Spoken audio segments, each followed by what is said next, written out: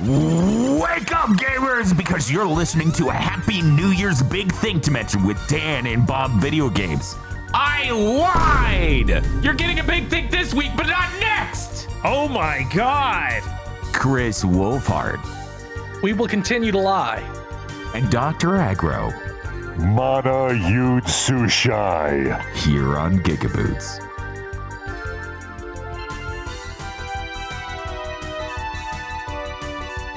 I don't know why, but I'm just imagining Jay Leno being like, You hear about this? You hear about this, Mana Yutsushai? What else is in the news? What else? What else have you got? I got some headlines. Doing like a fake golf swing? Nothing. It wasn't even him. That was Johnny Carson. They're all just melting together for this nightmare pitch. The Tonight Show causes problems. Hello, everyone. How's it going? We were having quite a discussion of, New Year's Day. We should take that off. This seems like a good plan. Then we started talking about, as we got closer to next Monday, which is when we're doing a thing before we go to a thing, we were like, wait, how the fuck do we do a big thing that day? And we know secretly that you only watch us for Dr. Agro. Right. And he wouldn't have been able to, he wouldn't have been able to make that. So we came up with a solution. We're going to fire Dr. Agro. That sounds somewhat antithetical to the goals we had just gone over. No, I assure you, if we get rid of him, people can't miss him. He'll just not be a part of the equation anymore. So wait, did we then hire on this like Silex-like guy? Yeah, like I seem to still be a Metroid Prime character. Give me a moment. It's okay. Oh wow, you're so low. Are you getting I low, get brother? Low. Oh, you get low. I have got these apple bottom jeans. Oh. And the boots with the fur. Damn. I had no idea. Jesus. Hi, how's it going? Happy New Year. Happy New Year. See, I'm used to the historical state of Dan Video Games on January 1st, which is a person who is not hungover exclusively in the sense of alcohol, but hungover in every sense possible. Yeah, just from doing it hard. It was, listeners, please understand that you may have been to a New Year's party before, but you have not been to the New Year's /LAN parties we used to throw. These things were 16 hours and had like 5 fucking or more TVs hooked up with a shitload of consoles and testing the limits of electronic cord-based transference and the human will and ability to consume energy drinks. It's true. It's true. This year was decidedly way more chill. Yes. There was no Warhawk at all. There was Very no strange. Warhawk. Yeah, it was very strange. That's a crime. Any year that goes without Warhawk is just not acceptable. It's true. Maybe this is the year of Warhawk, you know? Maybe we arrange a community event. You know, the servers are back up. We got community servers for Warhawk. We will teach chat to play Warhawk with honor. With honor! This man, when he says with honor, has various stipulations that fit you not killing him, but they will be phrased in very different ways at different moments. How dare you, sir? With honor refers to playing only with knives and grenades. I think tanks were allowed to, but I'm not Oh sure. yeah, you can get in vehicles. Yeah, that's fine. Chat, you don't understand the grenade paradigm in Warhawk. It's a contact explosion for this thrown hand grenade, and it kills you in one hit, and then you ragdoll. And it's like, I don't think there's ever been another shooter ever made where it's like, yeah, your hand grenade explodes on impact, and it's a one-hit kill. Fuck it. Can you make this tiny thing hit that guy? He's dead. I feel like that's a thing. Yeah? Yeah, like Maybe say in Halo, it's like it sticks to them, but then they are dead. That's true. And in Call of Duty, they also eventually added in impact grenades, I think. Yeah, I think that thing comes and goes now in those. Mm-hmm. And I know that was a thing in Man, what was that? I think I was in black, weirdly, which no multiplayer, but they did just have impact grenades because they thought that was cool. Does chat know about black? I feel like they don't. Oh, maybe that was Fear. I think that was Fear, actually. That wasn't black. Oh, yeah. I think you're right. I think Fear does do that. Yeah, no. And it's really funny because Warhawk is not a game where aiming feels good at all. No. So you will just be sitting there trying to gunfight a guy fucking 10 feet away and then just go, fuck it, I'll throw a grenade. Well, more likely, both of you pull out your knives because the hitbox is way more generous on knives than it is on the guns. And I can't remember. I feel like the knife is like a 3-hit kill, maybe? Something like that. It's also a really... It took a few slashes. Yeah, but you're like jousting your character back and forth to hit them on the There was swing definitely and a spacing game you could play if you were a coward. I see. Is that... I thought that knives had honor, though. Well, yeah, they do if you run straight at your opponent while holding down the knife slash button. So about how many stipulations there are, I'm just going to... Look, if you want to play with spacing, then you need to enter the tank duel where you fight a tank with a flamethrower. Hey, Chris, how are you doing? Do you have a long list of rules and stipulations to be cool at online games, or is Chris still... No. Oh, okay. I'm trying to think of like what. The only rule is that I will always lose in a card game forever because I will always play thematically rather than trying to actually win. Based. Absolutely based behavior. That is the correct way to build decks. The most fun I ever had playing a card game was in Hearthstone when elemental mages were a thing and you could just shit out tons and tons of elemental tokens. Ooh. Oh, hell yeah. And I still lost like 60% of the time. You won the moral victory. Yes, I did. Yeah. Digital spaces for card games make a lot of sense because I think of like Magic. How many different builds there were? There's like you better have like 100 of these counters. Yes. It's like I thought you were going to say digital spaces for card games make a lot of sense because then the other guy can't punch you in the mouth for what you just did. Yeah. Dan has much experience with this with his sliver deck. No, I have. The sliver deck is very honorable. It's also thematic, I would like to point out. I see. So it's also a moral victory to win with a sliver deck. I wouldn't know how losing with the sliver deck feels, but if I did, it would also be a moral victory. Look, he's not wrong. Like the fortitude, the will it takes to commit to never having human friends again, to win games of Magic via a certain route, that is pure. That is noble. It's like the samurai.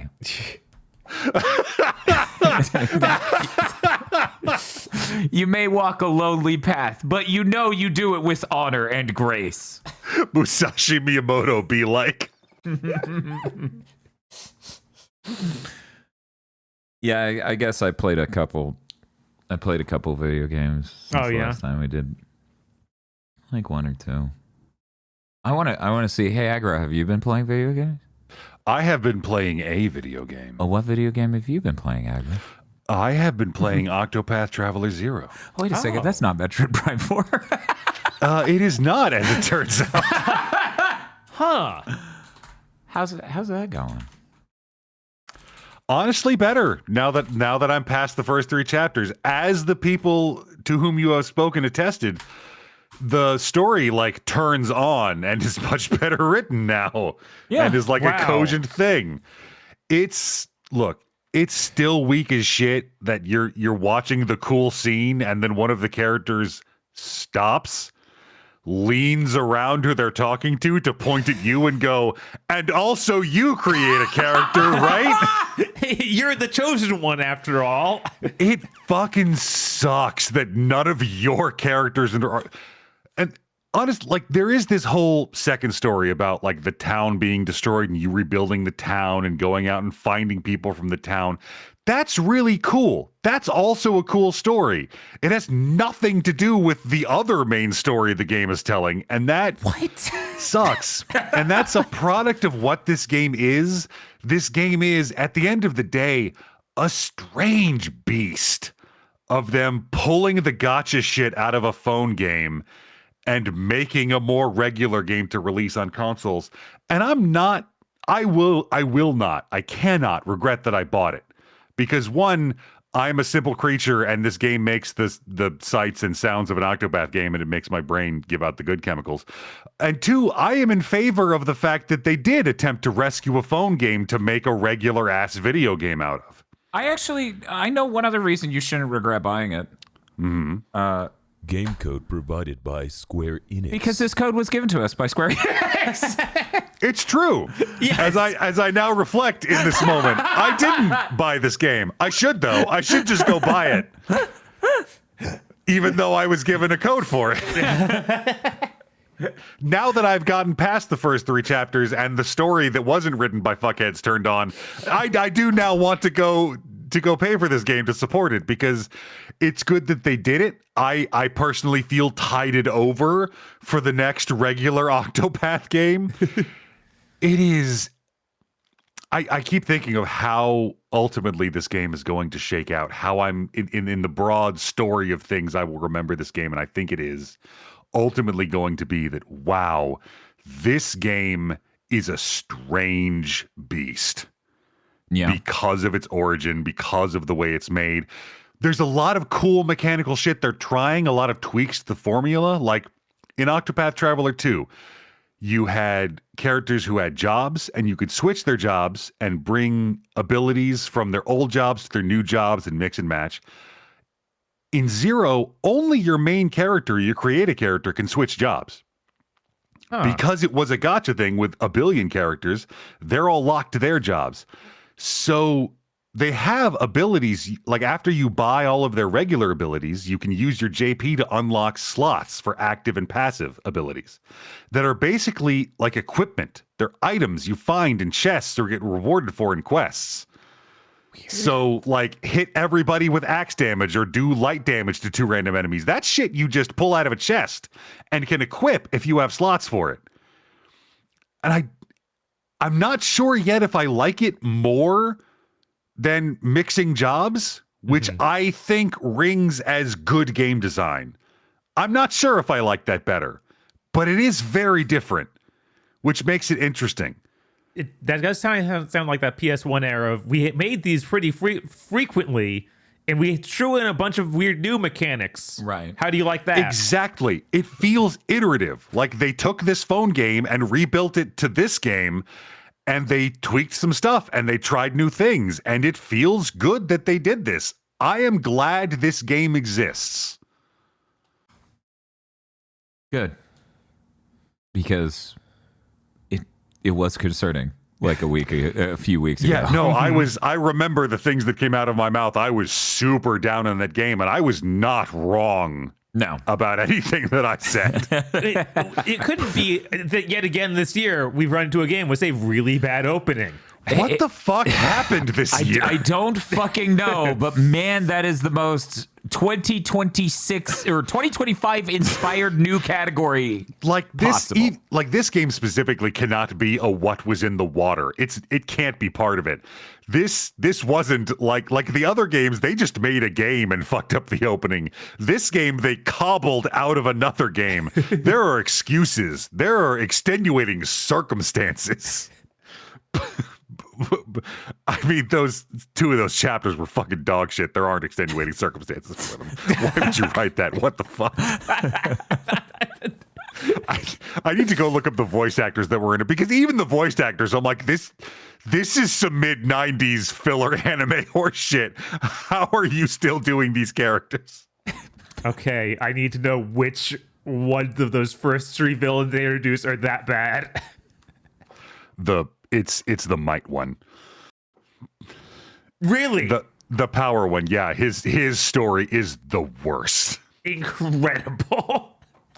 The wealth one is okay, I guess. It fumbles the ending. The fame one is the one that's going into cock of the year.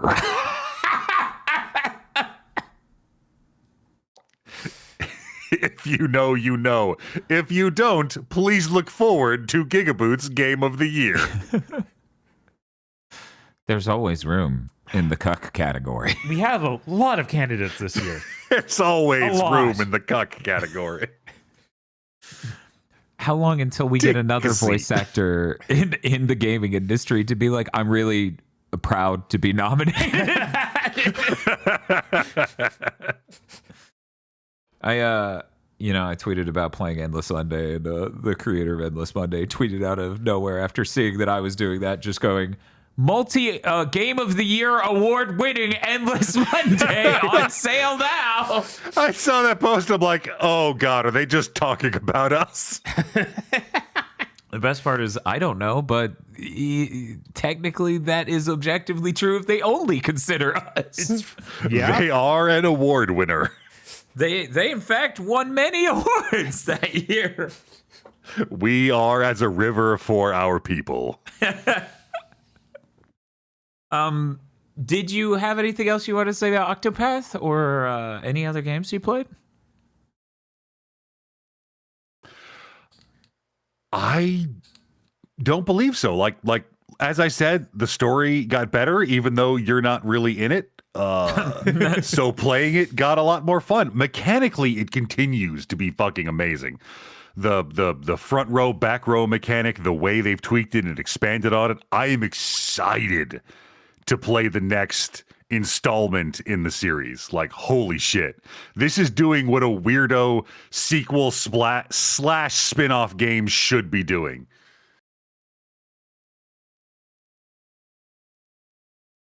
I wonder if they have one in the works. I assume because this isn't the main It's studio. gotta be in the Like, pipeline. Acquire's got to be working on something.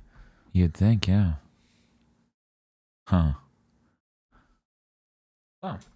And you didn't play anything else? Nothing of note. Okay. Metroid Prime 4 is not of note. You're going to check and it's like, Aggro has beaten Metroid Prime 4. Nothing of note. Hey, Chris, have you been playing things since Big Think? Yes. What have you been playing? Let me pull up my list. Check it twice. So first I played a bunch of Angeline era, the new we put out a press release saying that we are not bump combat after our game came out, and people were like, hey, this doesn't seem like it's, really bump combat. And it isn't really. They call it bump slash. But the thing about bump combat is the way bump combat works is you either hit the enemy slightly off center or from the side or back, and then you deal damage to them. But in those games, you can keep walking into them and chew through them like a lawnmower. Can't do that in this one. Your attack has a cooldown. There's like a sword icon on the UI, and once you run into somebody and hit them, it blinks and you can't hit them again until it stops blinking. Now, I haven't played it, but that sounds frustrating to me, enjoying bump combat, because the best part of bump combat is when you become a human chainsaw and you just drive into them and they take a bajillion damage, but then you also risk them turning that in a second. It has a weird world map, and then you go to little levels dotted in the world map, and it has no experience system. You find items at the end of these levels, and then if you get enough of those, you can level up at the hub. Huh. Which is fine, but I also think leveling up by grinding enemies into mulch is a big part of bump combat. Mm-hmm. I don't know if I'm going to play more. I played 3 hours. Okay. Just because it's fine. I don't think it's a bad game, but it's it's that game of the year filtering. It's you're a 7, get out of here. I gotta shove it out of the way, like shoving the less cute lamb out of the way to look at the more cute lamb. Yes. Jesus. And the more cute lamb in this case is Blade Chimera, which I got 100% of in one sitting. Oh, nice. Yeah, that's a good game. It's hard to beat that one, yeah. That's a really good game. I think that's probably my favorite Team Ladybug game. Has really good game feel. It has neat ideas with the teleporting to any square on the map, and you have to do that and then platform from the point you spawn in at with your aerial abilities to get items. Stop making games where I have to do every side quest to get a true ending. I'm not the biggest fan. I'm starting to rapidly become of the opinion, like, unless you're a Western RPG, you should have one ending.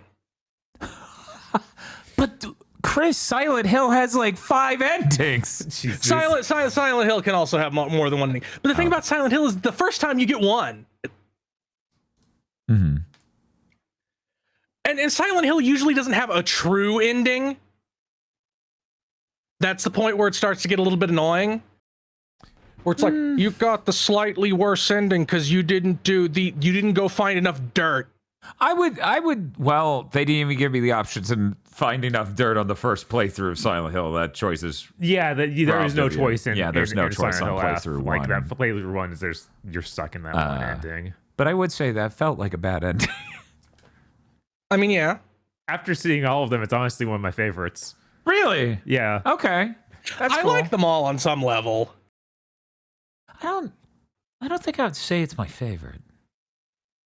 I was just gonna ironically, say my least favorite is the true ending. for reasons he can't talk I can't about, talk but about, we have talked obviously. about off content. Oh yeah, Altasmith in chat says most egregious true ending you dealt with last year was Zombie U. We didn't finish the Nothing's- run to the fucking chopper. It's like you failed. Deleting your file now. Nothing will ever be that Yeah, bad like- again. No. Like, I'm being a little hyperbolic, but Jesus fucking Christ, like, don't gate me from what is obviously the ending you want me to see through a bunch of bad content, a bunch of low effort content. That Because you is- might not know you made bad content. You know you made low effort content. Mhm. Yeah, I didn't remember side missions being that bad in it, but there were just too many. Yeah, there were it's too many, like and a weird lot of mix them are like- good ones and not good ones. Yeah, there's like 40% good ones and then 60% kill 10 blue demons. Kill 10 red demons. I mean, I beat that game months ago. I never even went back for the true ending. Oh no. Yeah, I also was not thrilled over the notion of doing all the missions. I had to because I knew there was another boss behind it. That's fair. That's fair. I certainly had to put some characters' plans in that game into plan of the year. Thank you. I was like, I played that back in January, but I remembered there being some plans. Plans, I yeah. couldn't remember what they were. I also played Everdeep Aurora. It is a 2D. It is kind of like a Zelda game merged with Drill Dozer mixed with Dark Souls. Dark Souls in the sense that you have bonfires and it's a doomed world. It's pretty Dark Souls. So you play as this weird little cat creature named Shell. Everybody else can talk. Shell cannot. Shell can only make realistic cat meows. that everybody else everybody understands somehow. You have a drill and you explore this X amount of tiles wide, and I don't know how far down it goes. Map. You can go up and down and find points of interest in the dirt that lead to little platforming challenges. There hasn't been anything like combat yet. I'm kind of convinced there won't be. Like, I've played like 2-3 hours and they haven't even given me something that could ostensibly be used for combat. It has really great presentation and music. Sometimes that is enough.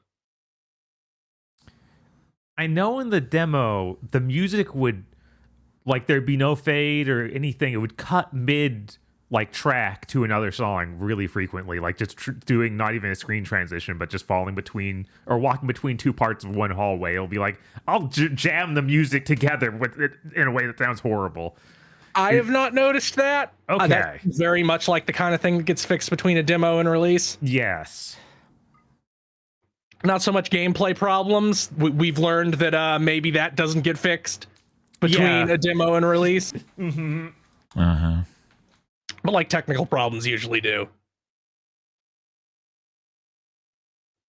So I'll probably play some more of that. I am kind of invested in seeing where the story goes because it seems kind of interesting. I always love what's down there. Stories about what's finding out what's down there. And you find like your drill has fuel. So you find fuel canisters that extend how long it is, and you can upgrade the drill to dig through blocks more quickly and also use less fuel. Hmm. But yeah, like check it out, and if like it looks visually interesting to you, you might like it because it's, like I said, it's mostly presentation that it's good at. Then I went back and finished Fantasy Life I, The Girl Who Stole Time. That game gave me a repetitive stress injury. First time I've ever gotten one from gaming. What did because what did it do? okay, so to mine and chop down trees, you have to mash. Mm-hmm. And then to craft items, you have to mash. You don't only have to mash, but it's like you have 3 stations, go back and forward according to the guide on the top of the screen and hit the button or hold the button or mash the button. But really it boils down to hitting the button a lot. Mm-hmm. Combat, also, it's a middling action RPG type combat, so mash the attack button. So it gave me a repetitive stress injury, probably because I played it 12 hours in the span of 2 days, which Maybe. probably I wasn't mean, a smart decision. We don't know that for certain. Okay, so I understand that you have mashed, but was it a graveyard smash? No, nobody dies in that game. It's very child friendly. So I honestly, one of the only repetitive stress style injuries I've ever taken from playing a video game was us during the Metroid Prime Hunters stream. Like if you remember me having to hold the 3DS and do all that, I actually did fuck up my wrist, and I was trying to remember when Chris told me this a few days ago. I was like, when the fuck I did that for the first time recently? What was it? That clumsy bitch of a game on that giant, 3DS. Right, no, it's very much like that and Kid Icarus have a lot in common.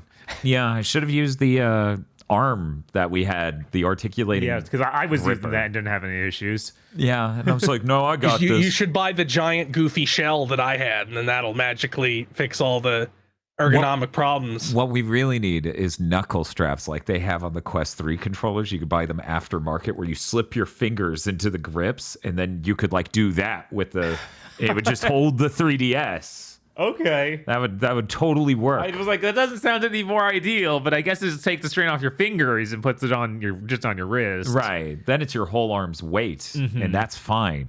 And you would definitely be able to hit the face buttons on the 3DS while your fingers are locked into the back. So the first time I talked about this game, I mentioned how there's a giant Breath of the Wild continent that you do not have to do. It seems completely detached from the game. Then they go, to get to the end, go do every single thing on it. Sound like 'Cause you have anything to you've get- been playing recently, Bob? It sure does. Because you have to get through you have to go into the giant Breath of the Wild castle that's at the center of the continent. But that's covered in a barrier that only opens when you do every single shrine. Now there's 30, not 100. Right, but still, like, And you can just Breath of the see Wild does them. not ask you to do that.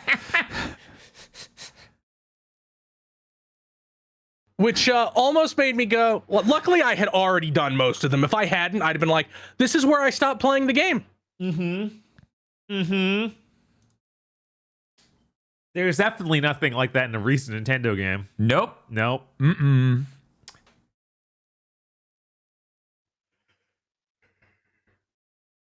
I also played more 100 line, which I still can't talk about. Yup. Because I keep falling down these holes that don't lead me closer to finding out what the fuck's going on. You assume. I found the one that's troubling. You're gonna have to be more specific. I found the one that may involve a cult. Ah, yes. What But are you I'm playing sure on? by PC. Okay. I played it on Switch, and they censored some of the things in that run. Oh. Huh. Yeah, I'm excited. I'm excited to get further into it. I'm also excited to find the one the Boruto author did that everyone hates. Yeah.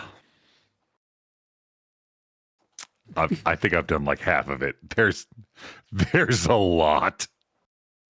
It'd be really funny if I just looked up specifically that run and just watched through that. It's like, this is all I know about the game. It's just what the Boruto guy wrote. Oh my god. Good luck understanding any of it. Right? Jesus Christ.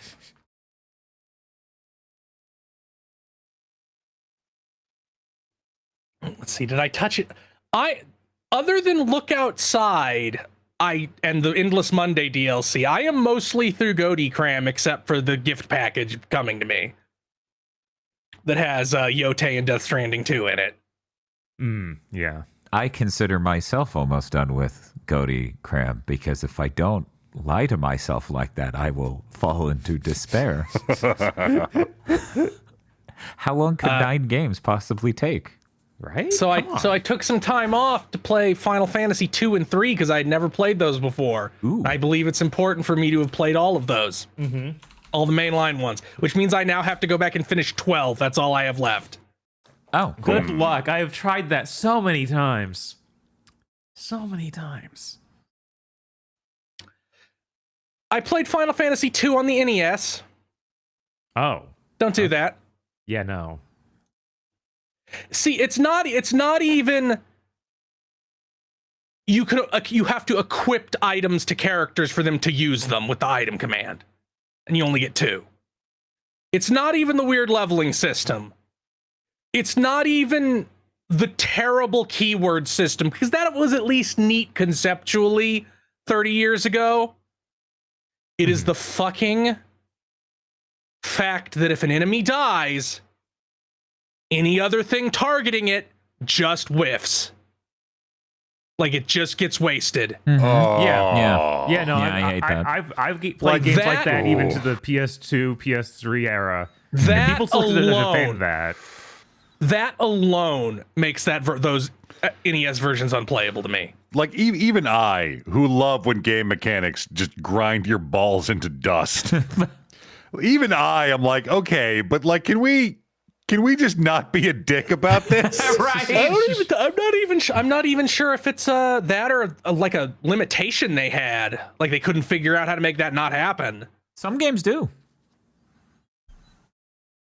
Some games, even back then, I feel like had the retargeting thing. It just it does. But it's a thing you have to code. Right. It's one of those things that's unclear if it's like they could have fixed it if they had the desire to or the know-how. Right. It genuinely just comes off as a quality of life feature where it's like, realistically, this doesn't make any sense in universe. Why would a person attack midair?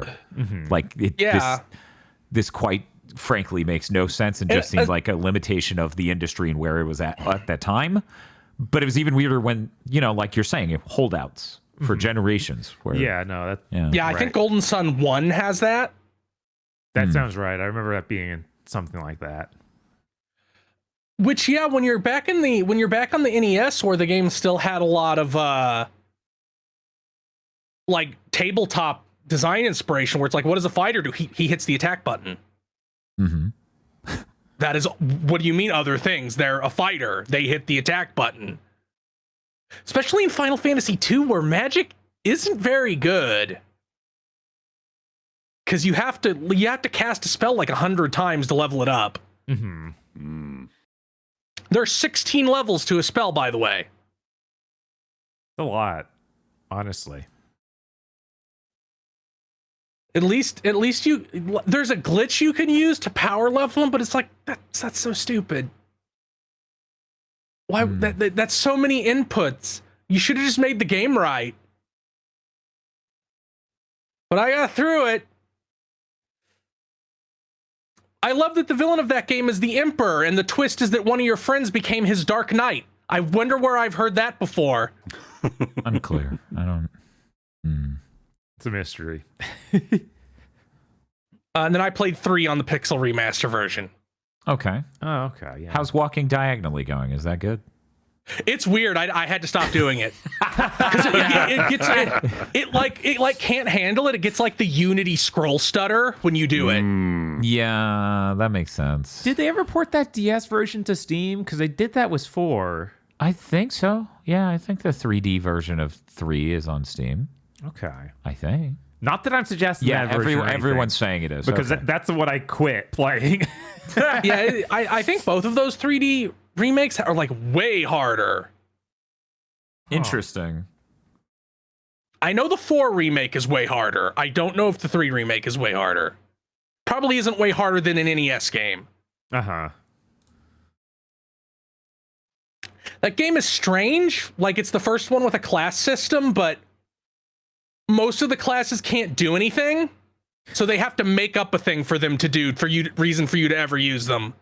Where it's like, this boss casts AoE damage that deals like 70% of your health like every other second. You win by making everyone a dragoon and having them jump. Oh. Makes sense, yeah. All right. And Tactics, is that you? And you get in this dungeon, if you hit an enemy with melee damage and don't kill them, they divide. You stop this by making everyone a Dark Knight, which doesn't happen to them.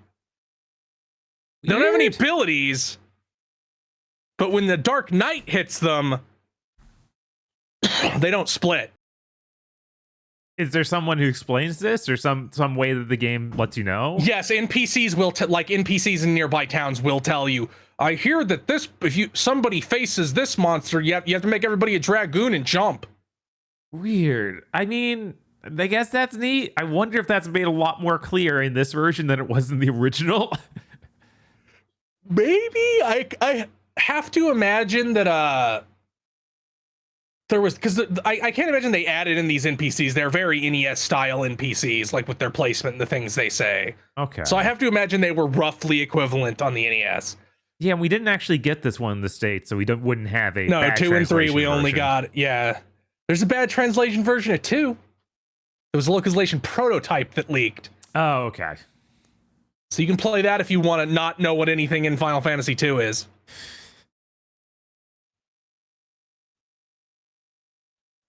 It's crazy how Final Fantasy 7 is them clearly wanting to do 6 again, not restrained by the fucking Super Nintendo. Yeah. But Final Fantasy 4 is them wanting to do 2 and 3 again, not constrained by the fucking Super Nintendo. I mean, not constrained by the regular Nintendo. Right. Because 4 just has so many plot beats and mechanics from those two games, and like themes from those two games. It's kind of funny. I really like having the whole picture now up until 10 when games started taking too long for that to happen anymore. And also technology never advancing again from where we are now. So it's not like there's going to be things that there's new technology that will enable a greater vision. No, we capped that out. Sorry. So you get 3 airships in Final Fantasy 2. That I'm seems Final Fantasy 3. You get 3. That seems like too many. Excessive. You get the first one, which is just neutral. It doesn't really have anything going for it. Then you get a second one, which is much faster and can fly through one area that has strong wind. Ah, the HM airship. Beautiful. Then you get a giant airship that cannot fly through wind. So if you want to go back to that place, you have to go back to where you left the second airship and get it. That's good. This airship, none of these airships can fly over mountains, by the way. They're too high. But the giant airship can hop over a single tile of mountain, which means there are these parts of the map where it is a bunch of patches of grass separated by single tiles of mountain. Try again. No, this is beautiful and perfect. It is so stupid and tedious getting in and out of those places. Because it's not like twice. It's like Jesus 15 times in, 15 times out. That's hilarious. Are Video games Yes. are the only medium where sometimes the first draft gets out to the public. Here's the funny part, though. There is not most of the world map, there is not battles on the airship. There are battles on the airship in the windy zone and in the mountain zones. So only those two places have. That's at least funny. in Pixel Remaster. I don't That's know funny. if that's the case on Right. NES. Right.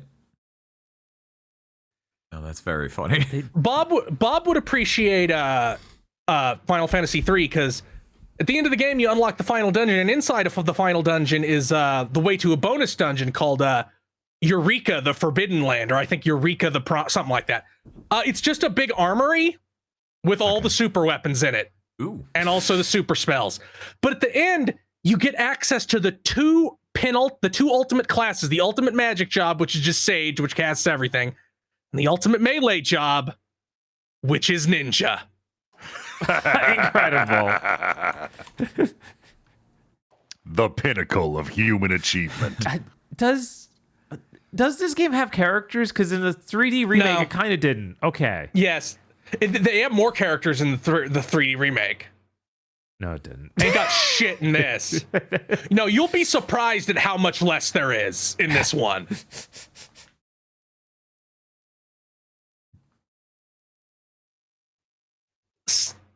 So yeah, like if unless you're just curious about the weird tabletop elements of it, like it's fucking hard to run from battles unless you have a thief who can run from battles.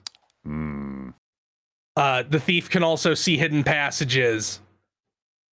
You need to carry around keys in your inventory to open certain doors that you buy from a store. Oh my. Oh yeah, all this stuff is stuff you would not expect in a Final Fantasy game. Yeah, that's a lot of old. We all decided we're not doing this part of this genre. Mm-hmm.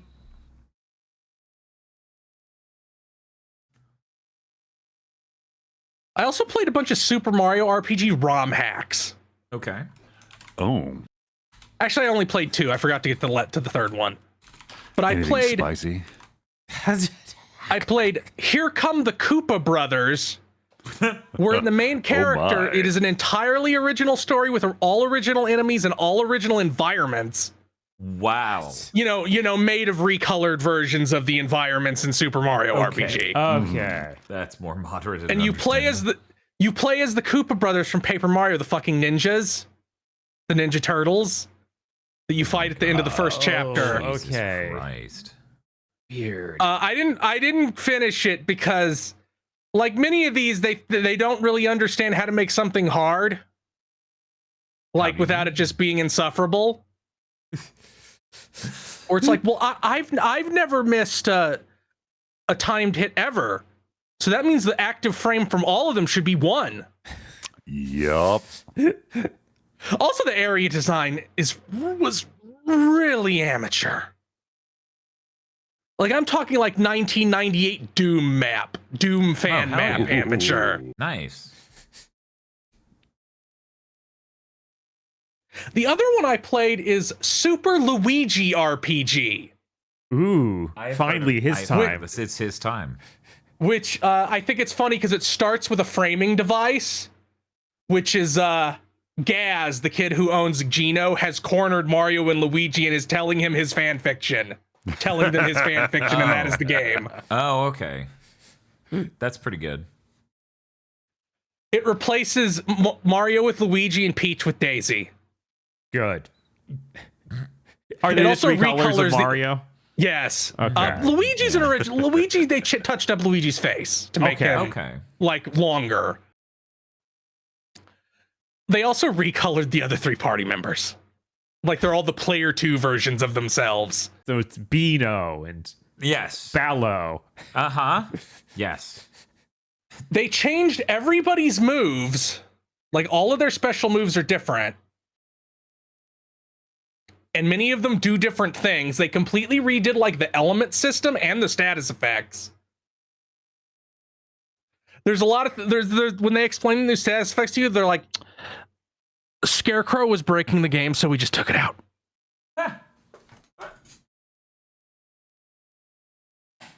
But that one, Super Luigi RPG, is actually a pretty interesting way to revisit that game, since it changes so much. Like every boss has been redesigned, and it's while it's harder, it is not made harder by making the timed hits way too small. Uh-huh. It's more stuff like you should probably use those stat buffing items more than not at all. Yeah, I kind of forgot they existed in that game. They also drip feed you FP upgrades way more slowly, and things cost more. So they don't just want you dumping an AoE on every single encounter. On the plus side, you can skip every single enemy in that game if you want. Bosses just give a shitload of experience. Oh, weird. Like, I was level 30 by the end of the game, and I skipped most of the enemies in the game. Yeah, and our Mario RPG's always been a weird one where you kind of have lower levels in general. The 30 is Yeah, you can beat that game at like level 18, level 19. In this you get your ass whipped by Smithy at level 30 even. Which is now like a 4-phase boss fight with a cinematic ending where Rosalina helps you. What the fuck? Okay. All right. Like, one of the examples of shit they changed is why would you be able to hit ghosts? You can't physically hit ghosts. Your ass better use magic on them. Oh, that makes perfect sense. yeah, That's very smart. There's a fight later in the game that's like, fight all the Smithy bosses in a row. In the same battle. Yeah. Also, they made the Axum Rangers like recurring mini bosses. That's fun. Because they needed Like more. when you get the star in Star Hill, yellow and black jump you. And then God, I forget where it is, but then red, pink, and yellow jump you. Red, pink, and blue jump you. Before you finally fight them like normal in the volcano. There's a lot of stuff that they either took out because they needed space for their stuff, or was broken somehow. Like the squid is no longer there.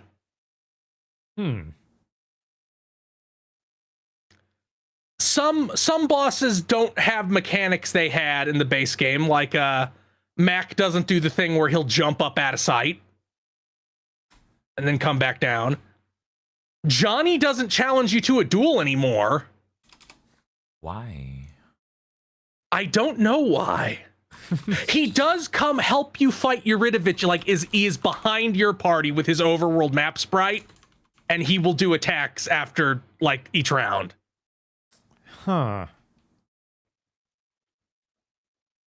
They put Vivian into Monstro Town. She's just an NPC there. This is important. Vivian from Thousand Year Door. I don't know where the fuck any of the bonus bosses are. They block you from doing any of them until you've beaten the game. Like, Jinx flat out tells you, fuck you, go back when you beat the game. Come back when you beat the game. I won't fight you even once. Eat shit.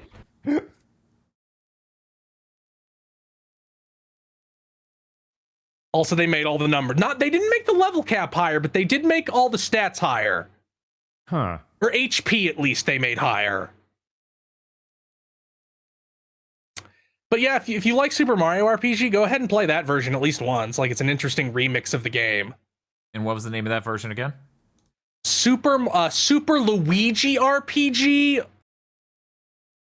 star powered. Okay. Did you play anything else? Nothing worth talking about. No, that was everything I did. But Chris, you beat Metroid Prime 4. No, I didn't. But Chris, you wouldn't let me send you Metroid Prime 4. Correct. So you have achieved victory over Metroid Prime 4. Spiritually, yes. Bob and I beat Metroid Prime 4 on the last Friday stream we did. Huzzah. Aggro, Yes, sir. if you're intending to play Metroid Prime 4, you may want to step away for just a minute. At this point, after all I've heard, do not have enough respect for the experience of Metroid Prime 4 to go along with that instruction. Okay. So, before we get into the spoilers, I'm just going to add an addendum to my earlier comments on Metroid Prime 4. I thought when I beat that game, well, the next time I beat that game, I'm going to be able to unlock the really cool thing I think is like the best part of this game earlier in the game. Mm-hmm. The playthrough will be even cooler. And I didn't know about a dagger in the sand that ruins everything. Because the style of playing I did the first time completely avoided it.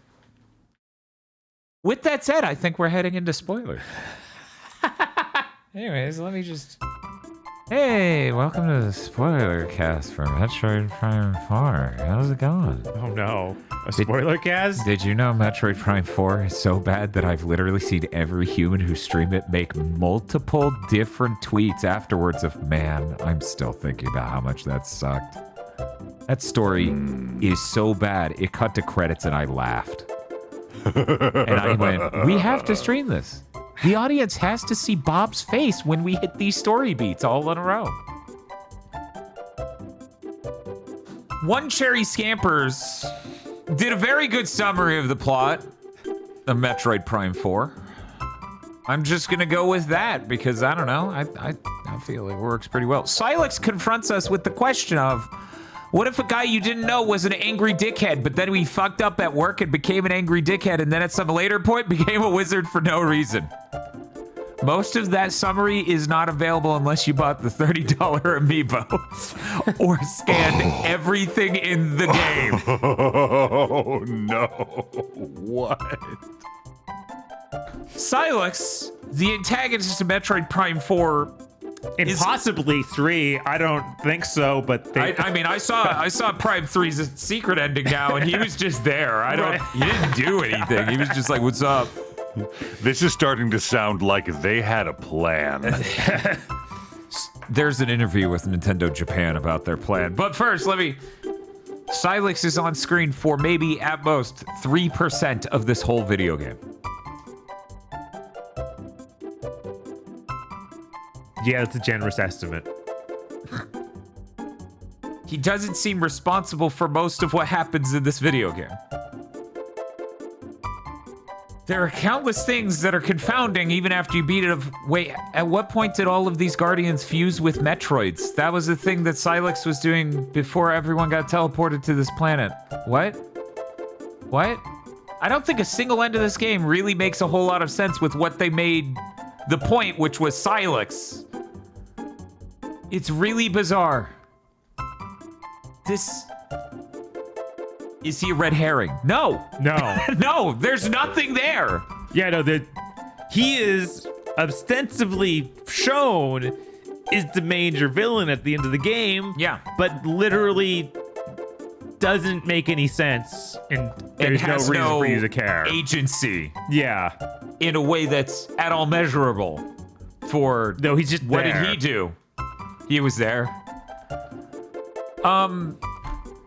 So here's the dagger in the sand. When you get to the end of the game goes, I hope you smashed enough of the tiny green crystals on this gigantic empty desert with nearly nothing to do in it, because if you didn't, well, you're going to spend about an hour and a half grinding crystals in order to get to the end of the game.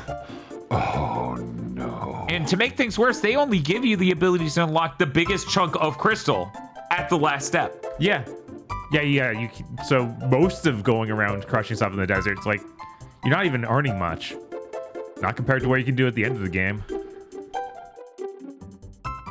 It's confounding. The game is super linear, but then they put this giant empty desert between the places. So the beginning of the game is you just going to these 3 places real quick and then going across the entire desert to the place you're actually supposed to be. But you have to do the tiniest thing in each environment before you go to the next one. It's like the worst version of that thing from 2, where it was like, no, you were supposed to go in there and be thinking about the skate ramp. Yes. Or else all is lost. I have said enough about this game, though. Hey, Bob, what did you played Metroid Prime 4 for the first time on this stream. Do you have any thoughts? I've seen it through twice now, and when I realized I couldn't get the absolutely insane electric cannon ability sooner, and that there's no way to make that playthrough better. You just have to grind for green crystals every time you play through the game, and you can't get that weapon any sooner because they progress gate all the cool upgrades with the other upgrades. It's kind of nauseating. It's like the least replayable Metroid ever made. Yeah, no, it does feel like there's just one set lengths to this, basically.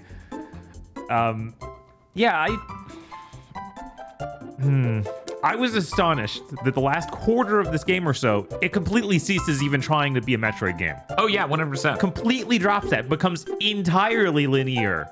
Just it's combat rooms for all of it. Yeah, the last real level of the game is just an incredibly long hallway with heroic sacrifices, I shit you not, happening more than once per character even. 6 times in a row. Yeah. And it's just laughable. I was like, what the fuck are you doing the whole time down there? And the only thing funnier in the game is the final moment before it smashes to credits. Or no, when it does smash to credits, because you it's on black and you're like, okay, what's next? And then credits appear. And I just laughed. It was hilarious. Yeah. No, it's baffling. It is ominous, I think is the word. Going into this early in the cycle, everybody was like, oh man, the NPCs are the bad part of this game. And then there were a few days of silence as everyone played it, and then came out, oh no, the rest of the game is the bad part of the game. Oh no, they hate those NPCs too. Yeah, they do, but Here's the thing. I wouldn't give a shit. One, the 18 heroic sacrifices in a row at the end. Beyond insufferable. Yes, no, it's comical. Yeah, no, it's just it's farcical. Yeah. Miles would be whatever if you didn't have to go back to him if your upgrades weren't a chip that you had to go back to Miles for him to then install in you. Yeah, that is unacceptable. So there are multiple elemental shot types. You get the chip for them, and you have to go from your corner of the desert onto the desert, across the desert to the place that's the entrance to the thing he's at, to drive in, to walk in, to get into a cannon, to get shot to him, to walk through multiple hallways and then hand it to him. Yeah. The snippets of interviews I've seen we were already making an open world game. We couldn't turn back. Yeah, that was the weirdest thing, because they even locked, like, that interview with Nintendo Japan, and I was going to cover that in news, but I guess we can talk about it now. It's talking about how Nintendo Japan set up the schematic, basically, for the whole game. Like, the idea is it's this open world idea, it's all this, and they gave it to Namco Bandai Singapore or whatever. Yeah, I think that's and right. it fell through entirely there. And years later, when that happened, they handed the exact same design document to Retro and said, make that. And in the interview, they're like, we didn't realize how much the opinion on open worlds had changed since then. Which was really funny, because I spent that whole stream, which the interview wasn't out in time for, going, it really comes across as a bad God of War 2018 knockoff. And in the interview, they also were like, yeah, we also just didn't update any of the controls at all. We didn't do that. It's like, why not? That's insane. And that's why I was yelling about most of the entire game. I was like, this feels like a GameCube game. This is awful. This is the worst feeling shooter I've played in years. And then we get in the motorcycle. I'm like, why is this just bad? That I truly do not get. It feels like they could have collapsed both control schemes to make a more ideal central control scheme, but they didn't. There are so many problems. So, Chris, you're saying if you didn't have to go back to Miles to get the chip installed, you would have been fine with me sending you the game, right? You would have played it then? You know what? Yeah, probably. Like, if that one element was gone, like, nothing, like, they made a Metroid game where instead of going, cool, I have a new thing, it's like, oh, fuck. Yeah. Oh. Yeah. It's a problem. It's a real problem. I'm good to leave this, though. If you had any last remarks. Unless we want to talk about Silex more. We could talk about Silex more. But Chris, what were you going to say? Somebody in chat compared Silex to Infinite from Sonic Forces. No. Infinite has a backstory that makes sense, and his actions mostly follow from that backstory. Yeah, no. He's really is that with Silex. he's a seething cuck because Shadow beat him up, so he let Robotnik put him in the torture machine to turn him into a superhuman. Yeah. No, that's actually like a character that's arc. something. Agra, are you ready for Silex's insanely deep backstory that, again, was only invented in this one because, aside from Silex having beef with Galfed, and Samus specifically, there was no pre-existing lore for why Samus is the enemy in Galactic Federation, the enemy of Silex. So are you ready? Bro, I am aching for this backstory. $30 amiibo, or scanning everything, including projectiles from some bosses in the game. We'll show you a cutscene where long ago there was a battle going on, and Silex, in Galactic Federation outfit, is commanding a troop. He's like, I think we can take the weapon. And the person on the comms with him is like, no, don't do it. Samus is on her way, let her handle it. And he goes, okay. And he gets off and he's like, men, we're getting that weapon. And then he runs across a giant open field where they can see him coming from a mile away. And the people with the death weapon, the space pirates, go, I'm gonna fire this giant death weapon and kill everyone. And then they do. Samus lands, shoots one rocket, one missile, blows up the giant death weapon turret, and Silex shits and pisses his pants in the dirt and is like, ugh. That's it. That's his. Yeah, and then Samus goes up to him to be like, oh, you seem injured, and like me reaches help out her you up. hand, and he slaps it away. And it's over. Now we have our incredible setup. No. So That's it. no matter what, No, no you're matter what circumstances, Namco and Nintendo of Japan left them in. I do not believe that cutscene existed before Retro was handed the game. The cutscenes are all handed externally. They even say in that interview, they didn't have a movie team, so we had to get outsourcing set up so that way we could outsource all these movies for these things. They didn't get handed Silex and all this backstory and then have no choice but to roll with it. I think that They just didn't fucking know what it was like gonna be. Tabata himself was like, no, Tanabe. this is Tabata's the- right. Tanabe himself is like, no, this is my grand idea for Silex. Yeah, no, he very clearly, there are multiple parts where he's like, I wouldn't let anyone else touch the story because I wanted this game to be about developing that history. What? No, it's true. Your Nintendo's villain's motivation cannot be, I'm so pissed that I'm not him. that I'm him, No. and I got everyone killed. That's... What the fuck? It's unreal. It's really crazy how bad this story is. So the plot of Metroid Prime 4, and I'm just going to tell you the parts that Silex is relevant for. Silex shoots the artifact because Samus dodges it. That causes a problem and it activates and it teleports an unknown amount of people to the world of Euros, where there's an ancient civilization who's like, oh, you're the chosen one, Samus. You must be the chosen one. We waited for the chosen one. Anyways, you need to collect these teleporter keys and grow the memory I'm sorry. fruit. He shot a thing and we all got teleported to her. Oh, Samus, you're the chosen one. Fuck you, Silux, you tiny dick piece of shit. You're nothing. No You one likes you. micro-penis Samus is so motherfucker. cool. And then you have to get all the green shards to feed the memory fruit tree to lay a memory fruit. That's what trees do. They lay fruit. Yes. And then you're gonna take that and leave Euros in order to remember their culture and civilization and stuff. And at the end of the game, it's revealed that, and you can scan the pod to find out this is truly what happened. Silex was damaged from the event, got teleported here with everyone else, ended up in the pod at the top of the teleporter thing, the central tower to the giant desert. And apparently, if you just enter that pod, you get control of the entire planet.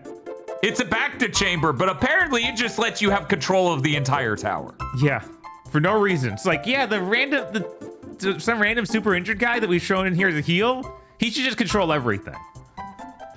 Can you imagine how pissed off realizing that that's what had happened had to have made Silex?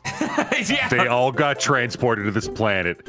he wound up in the Boo Boo Baby Cuck pod. Yeah. And they're like, here, you get to be in charge of the planet while Samus goes on a kick-ass adventure to gather MacGuffins to feed the thing. He's just seething in the back to juice.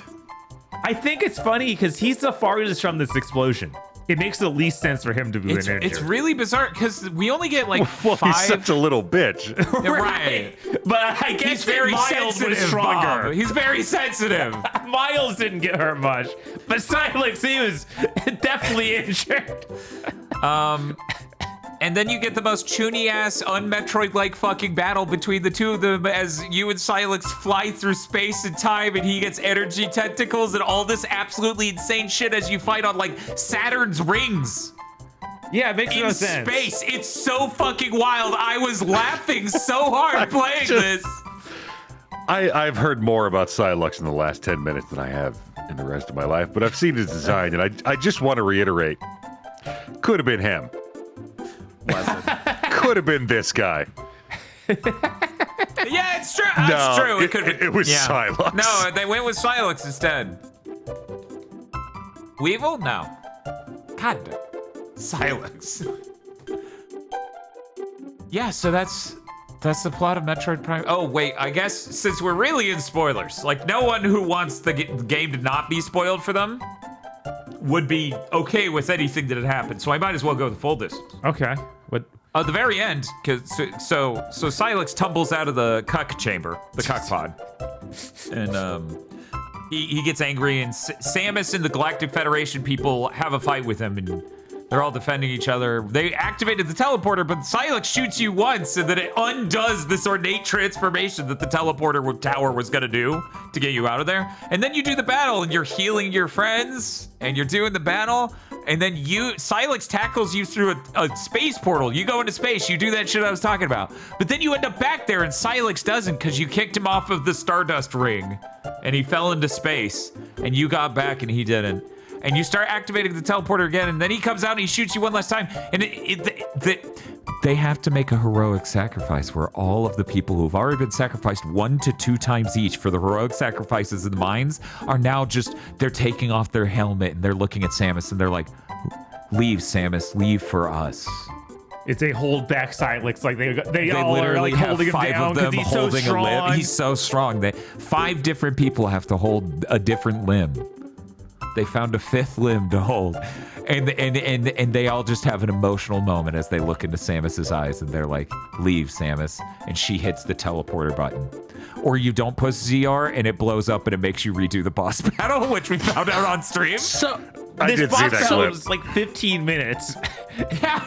So the energy tentacles fighting on the rings of Saturn shit. I was looking at. There's only one thing I could think of. Yeah. The final boss of Bayo 3. This game really does bring up Bayo 3 a lot It does. to people's brains, yes. It has a little bit of that energy. And the way she like keeps having to be assisted by these soldiers keeps making me think of the Godzilla Kong movies. Where for Kong to do anything successfully, the human characters have to be assisting him somehow with like shooting a missile barrage at the thing he's fighting, or restarting his heart with this helicopter after he gets rinsed by Godzilla. So that final moment happens. Samus, if you hit ZR, hits the teleporter button. There's emotional stuff. It cuts to black and then just shows credits. And that was it. The 17th fucking heroic sacrifice in the game is supposed to be the big one. It's like all these characters you really, really don't care about. Except for the lesbian. Right. And that's... You can't just end your game with 2 hours straight of heroic sacrifices. That's not... I think one of the worst parts is we don't get a confirmed kill on Silex. No, he's just on Vuros. Yeah, he's with on them. yeah. That's it. He could probably beat them and then get the teleporter working again and then be out of Euros. Right. So he's He's the Bowser of Metroid now. Metroid Prime. Yeah, Metroid It's Prime. never leaving the Prime containment chamber. The funny thing is that interview is like, we don't have to worry about timeline anymore because Samus went to an entirely different galaxy at the end of that game. She's now in a different dimension. She went to a different time and space, I think was their phrasing. And I'm like, did they mean when she went to Vuros? Because that was the impression I was under. That Vuros itself, because there's some UI stuff in the cutscenes at the end that imply it's not a position.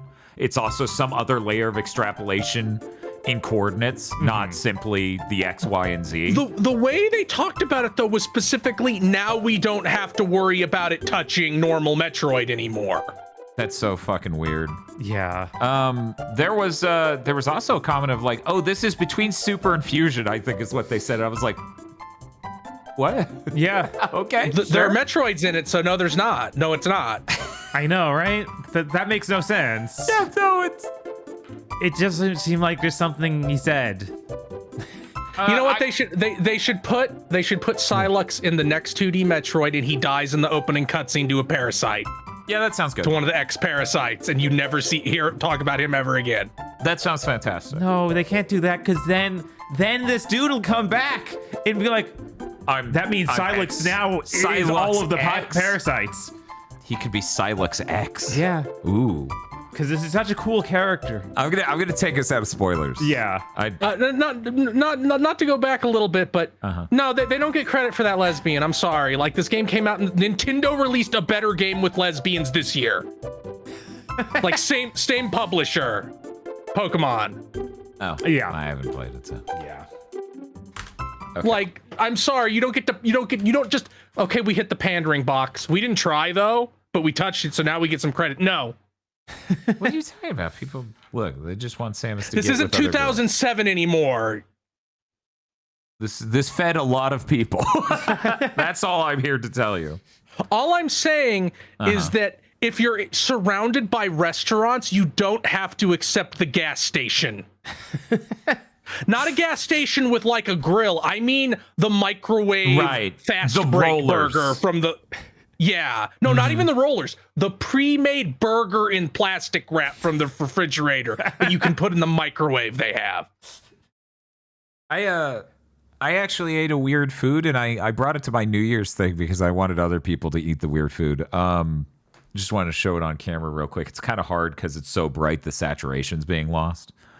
But candy-coated marshmallow. You ate this yesterday, right? Yeah, what a weird thing. It's really, truly bizarre. And I was like, this seems interesting. Tosh was like, oh, this is great. It's like gum I can swallow. And I think that really encapsulates what a fucking weird concept this is. Yeah, I was like, it's an evil gusher. Because it's filled with some goo inside that feels wrong. I don't know if there actually is a Same. goo inside. What? Wait, what?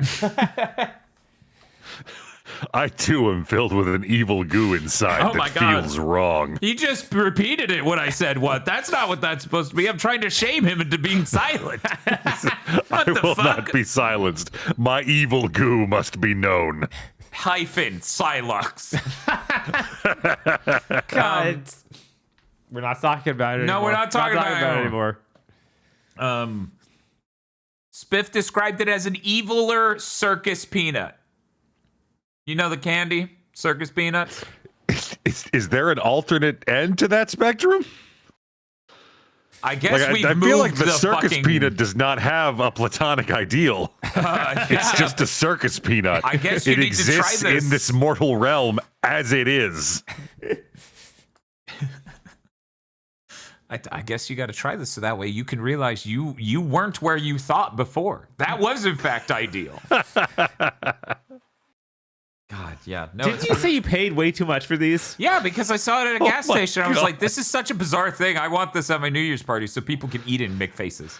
I am begging you to never send me the snack food. I do not need to realize that I did not appreciate the transcendent glory of circus peanuts as much as I should have.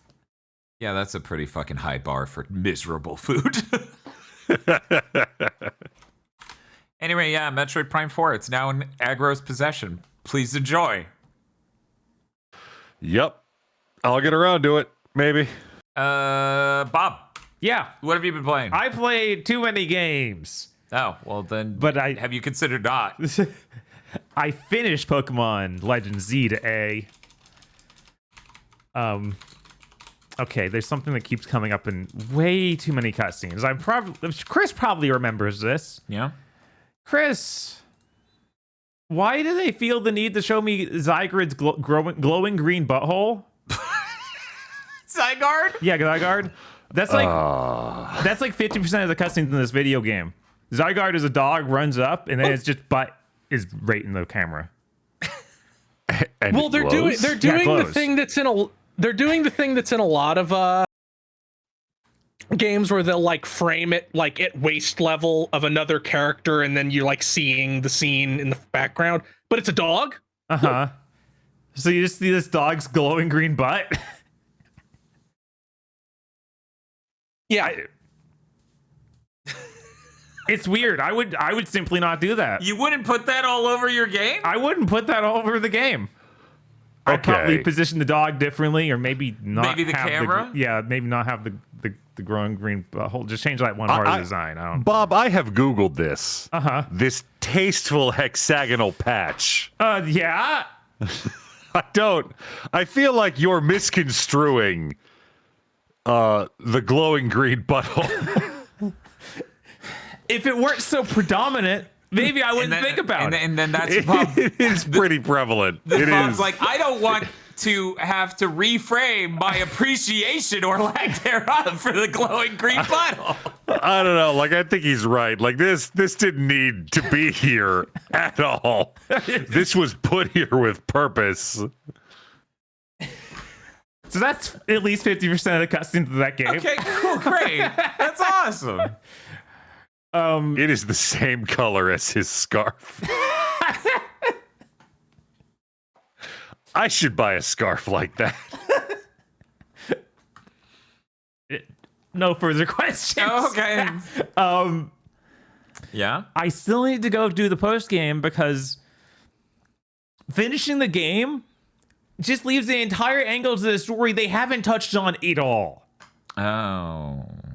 Which honestly is what kept me going. Is like, this is the only thing that's kind of actually like interesting and mysterious. They just simply didn't do anything. I worry that's all in the DLC and not in the post game at all. Yeah, because I sold the DLC. And if that's the case, that game drops way lower on my. Because you can't just put something that you reference constantly throughout the game and then be like In a paid DLC. and yeah, no conclusion at all. Yeah, because isn't it a $30 DLC? Yeah, $30. Like, I'm never buying that. You're crazy. It's okay. It shows Silex's backstory. I'm seeing in chat Lamau content in the DLC. And I'm like, oh my god, I don't know which of these is worse. It's $30. It should have content, Right? Cool, great.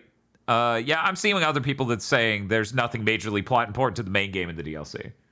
Now the only question Now it's remaining like, do they even talk do about they it in even- the post game? You know a guy who could answer this question. You could ask Sebmal. Because Sebmal said yes, maybe, Mabel. Yes. And whereas most people said no, Mabel. Which I certainly hope the plot thing isn't behind what you might want to say no Oh, Mabel I'm so to. sorry, Bob. It is almost definitely. Because I don't want to do that. No, Mabel. I don't care how good your design is, Mabel. I'm not doing that. But she asked nicely. It's So I want to get mad. Okay. Chat, tell me if the link cable holding item is in the DLC. Oh, could you imagine? Because it's in Arceus. That would be fucking yeah, but trading's in the game. Why would you need it? Everyone says no. Okay, so I don't have to be mad that because why shouldn't I have to trade to evolve a Haunter in 2025? It's just That's what you do. Yeah, it's Pokemon. It's okay, Bob owns it. Can you even send the Pokemon in this to any other game? Because they don't have abilities. I assumed you could send them to home, but I don't know. They're all Pokemon Home compatible, Right. So they probably have some way of like signifying. Not yet. Not yet. Not yet. Okay. I'm really fucking sick of this exact tier of shit. It was like, oh, you need to pay to have this Pokemon Home, and it's a subscription. It's compatible with all the games. Then they launch a new game, and it's like, it doesn't work. Yeah, no, that's not okay. That's really fucking insanely inept. That's not malice, that's ineptitude. You are just fucking bad at the whole point of what you're doing. Yeah, your game's just not done if that's not working yet, guys. That's Jesus like a core part of your game. I want to hear a single thing that gets me excited to play this game. Bob, you played this game. Tell me a thing to get me excited to play this game, because the more I learn about it, the less I want to. The music's good. Okay. The concept of doing different things during the day and night, and it's a constant day and night cycle. Yeah.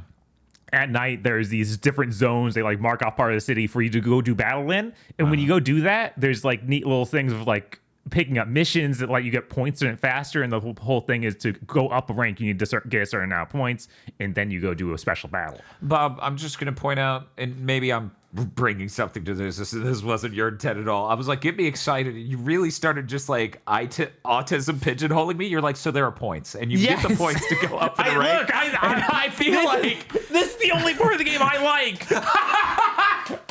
And during that, you can other NPCs are wandering around in the battle zone.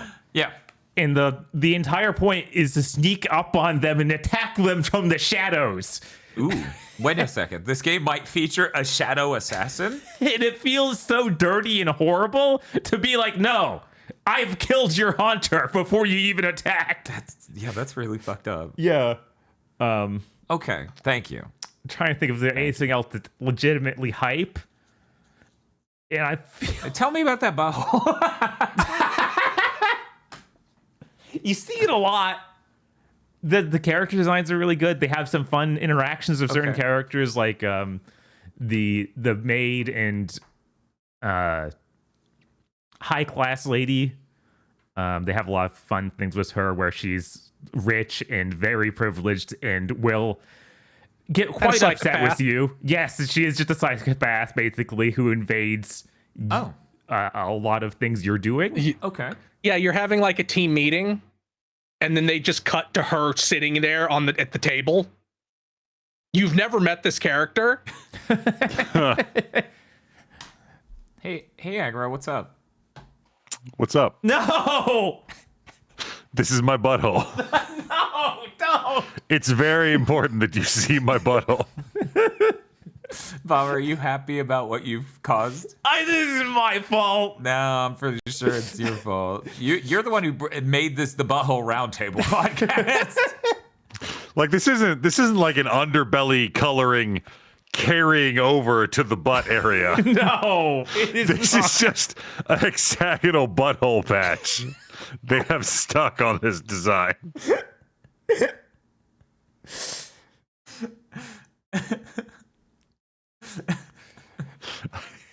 It feels so breezy. Bob, what else did you want to say about Pokemon Legends? I think I think that's all I gotta say about Pokemon Legends CA. That's great. What else did It might still be one of my favorite Nintendo games released this year. Unfortunately, that's not a high bar. Yeah, no, this was Woof. pretty fucking disappointing from Nintendo. But I have started playing Hyrule Warriors Age of Imprisonment, which is not made by Nintendo, but uses Nintendo IP. That's true. So, maybe this will win me over. Maybe. This is a Dynasty Warriors game set entirely in the past timelines from Tears of the Kingdom, which is unfortunately makes this one of those games we've been talking about recently, of games that released this year and have a really bad opening. This has like 40 minutes to an hour of like, Zelda's just been sent back in time and now she's living her daily life, and we have to see that before we get to just play the Dynasty Warriors game you made. It's like, you didn't need this much of this, dude. I think it's 3 different walk and talks in a Dynasty Warriors game. But here we are, walk and talking in Dynasty Warriors. I started to realize pretty quickly that, like, okay, I get Zelda. I have Rauru, the king of ancient Hyrule, and his sister, I forget her name, but she like uses different buildable contraptions is her fighting style. But I think like most of the rest of the characters in this game are going to be OCs, which is very strange. Like they've already introduced a Kokoro. Wait, not Kokoro. What are the Kokori? Korok? Koroks? Yes, the Koroks. A fucking Korok. Koroks go doki doki. Yes. A Korok who could talk. Oh, they can all talk. Yes, but he's actually dubbed. Like you like hear a voice instead of just yeah ha ha. It was me. You found me. And a construct that uses Link's moveset, which seems like obviously just you wanted to use this moveset from the last game. And I'm excited to see how you explain why that would be, but you probably won't. And then a bunch of different, I like 2 different Gerudo sisters, which seem to be completely new. And I wonder if I'll get to play as Ganondorf. I'm not sure because it's very much like feels like in timeline. This is about Ganondorf starting the war back in those days with Hyrule. Does it have like a quest mode like Hyrule Warriors the first one did? Not yet. It would be weird if you can't if there isn't like a free play type mode where you can play as them, but I bet you don't in the story. Right, yeah, I bet there's Although you did like in that. Hyrule Warriors story. Yeah, that's true. They did do Hyrule Warriors 1 was really interesting. Had lots of cool stuff. Yeah, I'm really upset that that Nintendo just never seems to want to make a general Nintendo franchise Warriors ever again. It has to be a tie into the latest one. Yeah, no, that's really frustrating. It definitely has hamstrung this game into doing what it does, and it's very sad. It's like you could even just use the art style from this, because it feels like you found some way to just straight up import all these models. Like they look identical to the Tears of the Kingdom models, but maybe not. Yeah, I don't know. This does do a weird thing where this main campaign, you have a map, like a map of all of Hyrule, and then it just keeps putting new stuff on it. And some of those are like side missions that are actually something you go play. And other ones are just deliver these materials here, and that unlocks an upgrade for the character. So it does seem pretty neat. I'm excited to play more of it. I'm probably like 2 or 3 hours in. I do really want to get more into it, figure out what they're doing. Mm-hmm. If the story is going to go totally wild and introduce a ton of OCs. Like I said, I think we're at 4 right now. Because I started thinking about like, yeah, you don't really see much else in Tears of the Kingdom of this past timeline other than those main 4 people. Because you don't like the Guardians, like say in the original Hyrule or Breath of the Wild. When we did the flashback for that Hyrule Warriors, we got to play as them because it was during the time they were alive. This is far before that. This is like 1,000 years ago or something. Yeah. Another weird thing it does is all the cutscenes basically are voiced. So it has way more voice acting than any of the Zelda mainline games. Mm-hmm. But then for some reason, in the actual battles, they are not voiced for a lot of it. And it's like, guys, this is still a Dynasty Warriors game. I don't want to have to read this text that you're spewing at the bottom of the screen at all times while I'm trying to play. Yeah, that's one of the main reasons why we stress the importance of dubs for Dynasty Warriors, especially. Mm-hmm. Like being able to continue doing the battle that I'm doing and know what's going on is important. Which none of the battles have been that like involved yet, but it's still there's enough going on where I'm like, no, I don't want to have to look down there. It has a mechanic that I was in the Fire Emblem Warriors game of, you can actually pause the game. And I believe this was also in some Samurai Warriors and stuff. And you bring in 2 dudes to your battle, and you get to command like tell them where to go, and then you can swap between them on the fly. Yeah, which is really nice. I was kind of sad that Dynasty Warriors Origins doesn't have anything like that. So it was neat to have all these systems they've been building up for years and kind of just chopped out of the Origins game. So yeah, it seems really cool. I want to play more of it. I wish it was set in any other Zelda thing. I hate it being so hamstrung into doing the specific stuff that it does because it is connected directly to Tears of the Kingdom. Mm-hmm. In some ways, it feels even more directly than the last Hyrule Warriors game. They'll move on eventually, right? They better. I don't want this to become Persona 5. I definitely think we're probably done with this specific incarnation of Zelda, because what else can they do? I know, Like, right? Age of already- Seasons Warriors, let's go. They already couldn't make a sequel to Breath of the Wild that was like Breath of the Wild. They had to make it fucking the Rube Goldberg machine. Mm-hmm. Which just this does have some of that mechanisms from Breath of the Wild, sorry, from Tears of the Kingdom. Weirdly, you can pull out the flame mechanism, just hold it and shoot fire everywhere, or put it down and continue to shoot fire, and you have a battery thing that can be recharged by grabbing power-ups in a level. Which, like, this is an interesting take on using those. Okay. But yeah, that's pretty much everything I gotta say about Hyrule Warriors: Age of Imprisonment. I also played Daemon Ex Machina Titanic Scion. This game seems really neat in a lot of ways.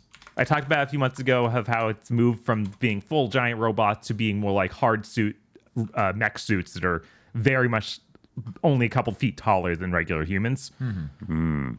And they've added in neat stuff like your main guy is part of something that's basically a new type, but made with monster DNA in some way. So when you kill monsters out in the world, you collect their DNA and can put it into your body, and then like you take literal physical mutations that become representative, and it gets you new moves. Oh. So that's really neat. Unfortunately, this game, they made an open world. Yeah, instead of it being Armored Core missions, it's an open world, right? Yeah, they just have a gigantic world they've made. So a ton of missions have been, go out in that world and fight these things. Like, go find this and kill 5 of these things. So it's like, you couldn't even make open world slop. You made MMO slop missions. And that's really awful. I'm going to play a little more to see if it keeps being that, because I've run into a couple, like, actually designed, built-out missions. But even those will break down into some other insanely cheap content like, oh, we made an open world, so it's time for you to do a turret segment that's on an auto-driving car. It's like, the game isn't made for that. That feels terrible. But yeah, that's really disheartening. I'm very sad about that. This game otherwise has a really cool art style. A lot of neat stuff going on with the story. Like, it's already introduced a ton of jobbers. And I realized something. Yeah. Because of the way this introduced them. Mm-hmm. I feel like if you introduce more than 4 villains at once, they all become jobbers. I feel like when it's 5 at once, you just know that's a lineup of guys you're going to mulch. Mm-hmm. And I don't know about that. 5, yeah. I think if it's 5, because 4, yeah, exactly. 4 at least four one is of the them. limit. At 4 least is one the or limit. 2. 4 is fine. That's like your elite 4. More than 4. Yeah, more than what he was 4. saying. Yeah. If it's 5 or more, it's a joke. Like, you've introduced a lineup of dudes I'm going to laugh at. Yeah, I can't think of a quintet that was threatening. I'm trying though. One moment. But yeah, I got some serious like bounce energy as they all walked out. They're in the perfect pattern of like just an entire lineup of guys that have been sent down to the planet to find you because you're like an escapee from this space station. And it's like, man, you guys. Oh, just like the Borderlands movie. Oh my God. No. You know what? No. What? No? Not like the Borderlands movie. How's it different? It is. I'm not even going to try and figure it out. It just is different. Okay. Sorry. But yeah, that's... I hope this game doesn't just suck really bad. But I don't think I'm going to have much time to play it because it's like, man... If you didn't have this open world thing going on, I'd be much more excited to like put more time in. But it's hard to get psyched up for Iron Man flying around like a gigantic area just to start a mission. Well, this sounds like Anthem, and that was pretty fun. It does have it did make me think of Anthem a good number of times. And that's like one of the games of all time. Yeah. I remember several seconds, discrete seconds from Anthem that were incredibly enjoyable. Yes. Yes. Why would you turn your Armored Core like into Anthem? I don't know. Maybe it'll work for us. Maybe Anthem came out and they shit their. I mean, Armored Core came out and they shit their pants. Like, oh well, our fucking niche is gone. Which is insane because, like, dude, you're not even on the same release schedule at all. Like, FromSoft will take a few years to make another one. You don't need to worry about. Oh, you've already ruined it. Okay. Yeah, I don't know. Maybe it's like building Euro Disney. Like, oh shit, they have real castles here. We need to try something else.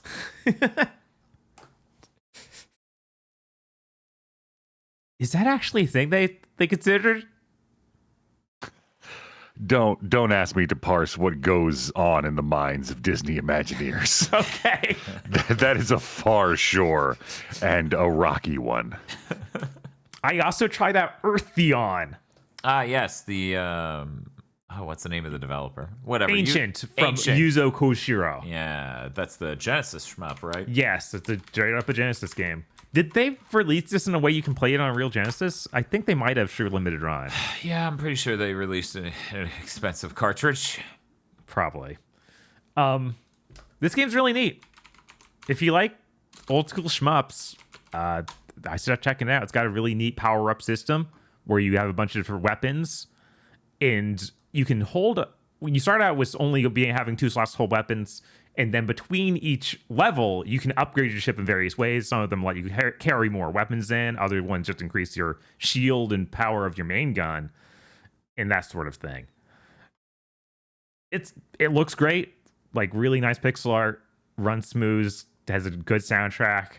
Like, if you like this kind of game, just pick it up. Fans of the genre? You should maybe check this one out. Absolutely. You into that schmideways shit? You into that, bro? I'm not seeing any Genesis cartridge, but there are multiple physical releases from limited run games. Okay. We'll see you fuckers at the news. Yup. It's got an interesting system where near the end of a level, I'm pretty sure this is how this works. An item will drop called like a adaptable unit, and that'll take up a weapon slot. And if you beat the level with that, it'll unlock a new weapon you can bring into the next level. But if you want to actually use that upgrade, you have to give up getting one of the power-ups, like these general shields and attack power-up, or the more slots power-up, which is interesting. Also, is because it has the shield thing, like there's a meter that's always like that slowly fills up, so you can take a couple hits before you die. And it just recharges, which was a neat mechanic. It definitely feels a little less punishing, and then you only have, I think, 3 continues at the start. So, Good luck. Yeah, good luck. I got I got like 3 stages in, completely ran continues, and Oh it's went damn, back to the beginning. Jesus. Yeah, they have some rough difficulty spikes even in level 2. So I'm excited to get in there, play more of it. I have not played enough of it yet. I also tried Bits and Boops, the demo for that. Bits and Bops? Bits and Bops. Boops and Bops. This is the Rhythm Heaven-like. It's come up before that I have no rhythm. It has. I've played several Rhythm Heaven games. Okay. I found this literally impossible. So I could do like one, or I could do 2 of the 4 mini games they had. The other 2 were literally, I just couldn't do them. Okay. So I won't be picking this up. But if you like Rhythm Heaven, you might want to give this demo a shot. As it turns out, it's Rhythm Heaven. It is just Rhythm Heaven. It's just literally that, man. Do you want that? Yeah, it could do that for you. It's got a lot of cute stuff. One of the mini games I could actually play is you're a cat that's on a boat taking pictures of a seal bouncing a ball in the ocean. Okay. So you click the button in time with the cat to take the pictures of the seal as he hits the balloon, or it hits the ball that's in the ocean. Mm-hmm. It's very goofy. It's very fun. They switch it up a lot as he hits it, and at some point the cat's out there in the ocean hitting the ball, and the seal's on the boat taking the pictures. All sorts of fun stuff. It's really goofy and neat. if you just like cute stuff, give it a shot. I will not play anymore though. And that was Bits and Bops. Yes. I went back to Ashura the Striker, which, for people who don't remember, this is the welcome to the Fantasy Zone. What is Space Harrier. Space Harrier like, where you play as the anime girl. This game's still really neat. They've done some updates, so now you can play in 3 different outfits. And there's a new control mode where in original Space Harrier in this game at launch, you would always auto-center yourself. Like, you hit the analog stick and it like take you away from the center, and you always go back. Really? Which, you know, is trying to be just like Space Harrier, so that's what they did. And now, I didn't realize you got pulled back to the center in Space Harrier. I thought you just moved yourself and then you stayed wherever you were. I'm pretty sure you always get pulled back to the center in Space Harrier. Because I think that's how they made it work in Bayonetta as well. Maybe not in that. Well, that was more of a Fantasy Zone thing. Yeah, that was... No, she said that referencing Space Harrier. No, Agro's right on this one, and no one will ever get confused.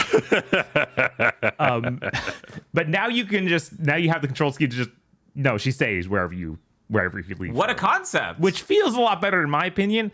I still wish I had stuff like an aiming cursor to let me know exactly where I'm aiming at shooting. Yeah. Because there are a lot of things that are, you know, moving in 3D space towards you, and trying to line up a shot can be quite difficult. And they added a thing to make it easier to land the punch, because the big deal with this is that you have a punch move that you're supposed to hit dudes with when they get near you.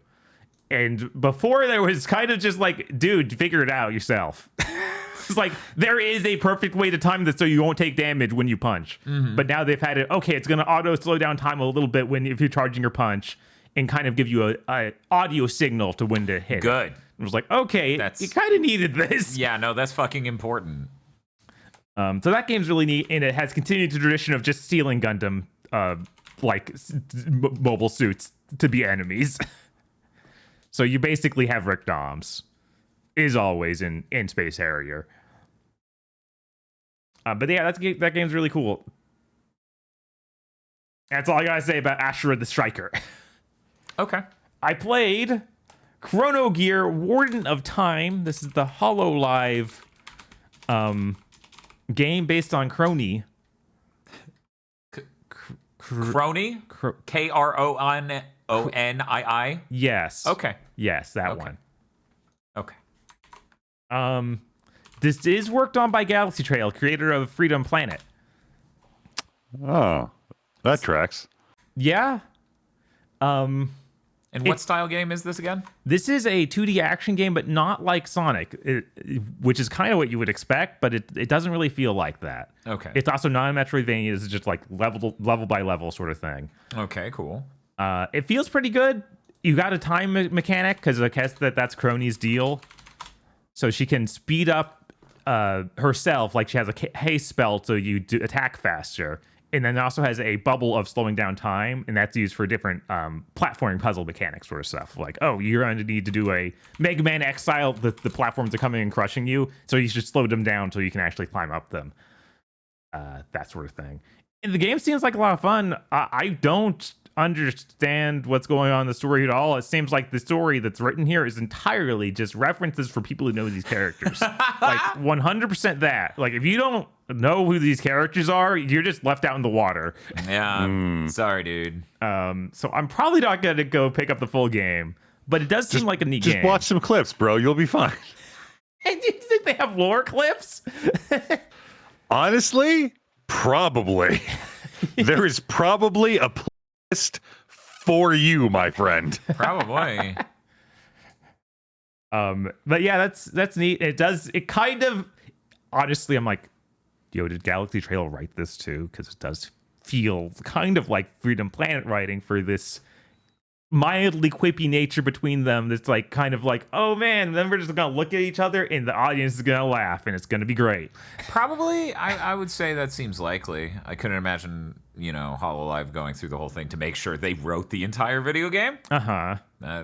They probably had oversight. Right, because I think that there's still like some level of, this isn't actually canon to the events. Like they get to have like one layer separation. We're having a correction sent in by chat. No, VTubers are quippy, Bob. Did you know? Did you know that VTubers Yeah, quip? I know that. No, I've never seen a VTuber quips before. And,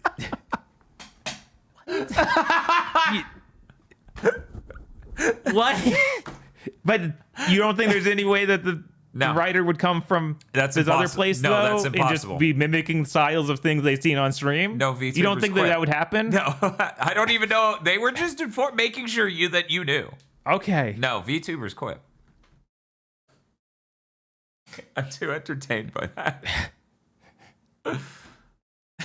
So that's all I gotta say about Chrono Gear. Oh, okay. Game seems neat. The demo's on Steam Okay, cool. if you want to try it. Yeah, it's a little hidden because it's not on the main part where you normally see where the demo is. It's on the right side, right margin of Steam, where sometimes the old demo button used to be.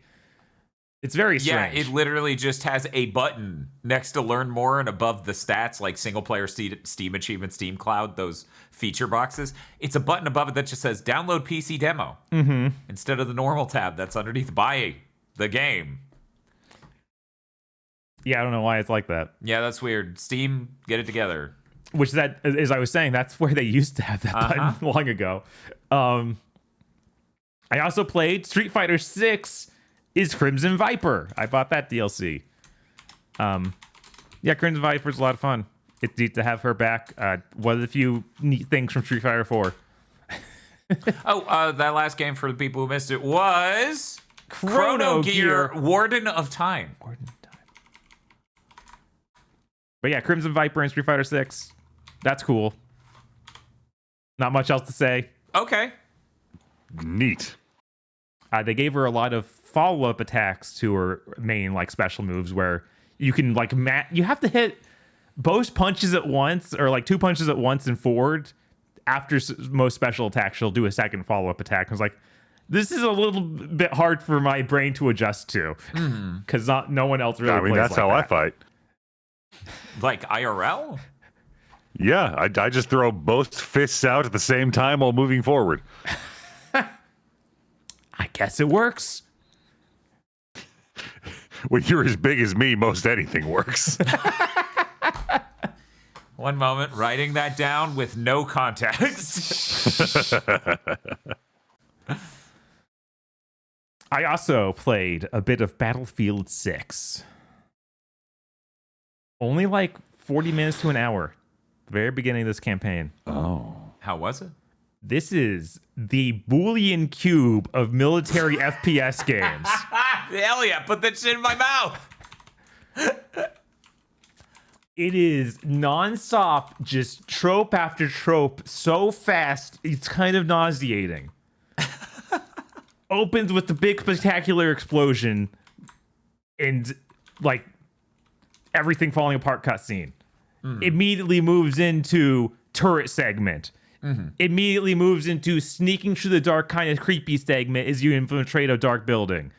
Then a point defense segment. And then This sounds immaculate so far. Yeah. tragic sacrifice segment. Oh man, we're checking all the boxes. Hell yeah. We're not even 30 minutes in yet. Immediately jumps forward a full year to then jump backwards to do an in-media retelling of an event between the two. There is a sniper mission. Yeah. It hit every box. Good. Every single one. And that was all in 45 minutes? That was all in 45 minutes. This sounds compact. Yes, it's lean. Man, like corned beef. It also has an incredibly stupid story I need to play all the way through. Aggro. Yes, sir. The plot of this game is a PMC. They're causing they're destabilizing NATO. Okay. Okay. All right. Now, wait for it. wait. That could. How? But you're getting caught up. We need to get to the next step of what Bob has to say. This is let them do a ground invasion of the United States on both the East and West Coast. No, that a PMC isn't how that works. has ground invaded the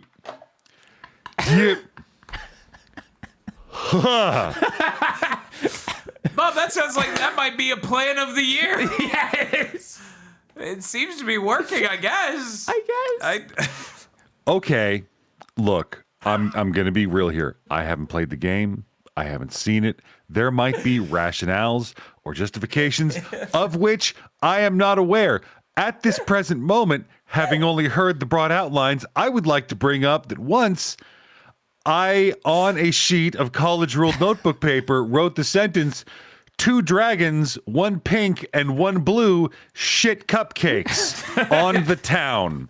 That was a more realistic scenario than what you just fucking said to me. Wow. I'm just glad we finally got a successor to Homefront. Yeah. That's all. I just one day I need to just play every Call of Duty campaign in order. Yes. That needs to be a thing that I do. I need to that'd see be that. delightful. That'd be great.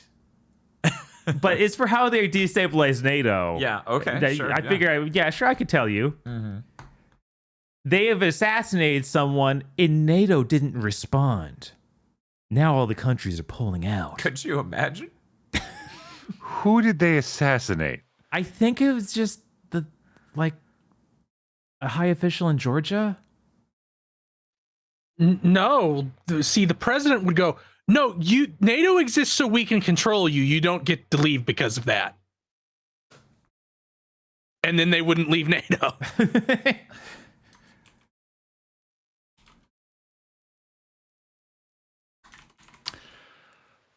There is, okay, look, I get that you live in America and you really don't want to come to grips with the fact that your country is more than usually the bad guy.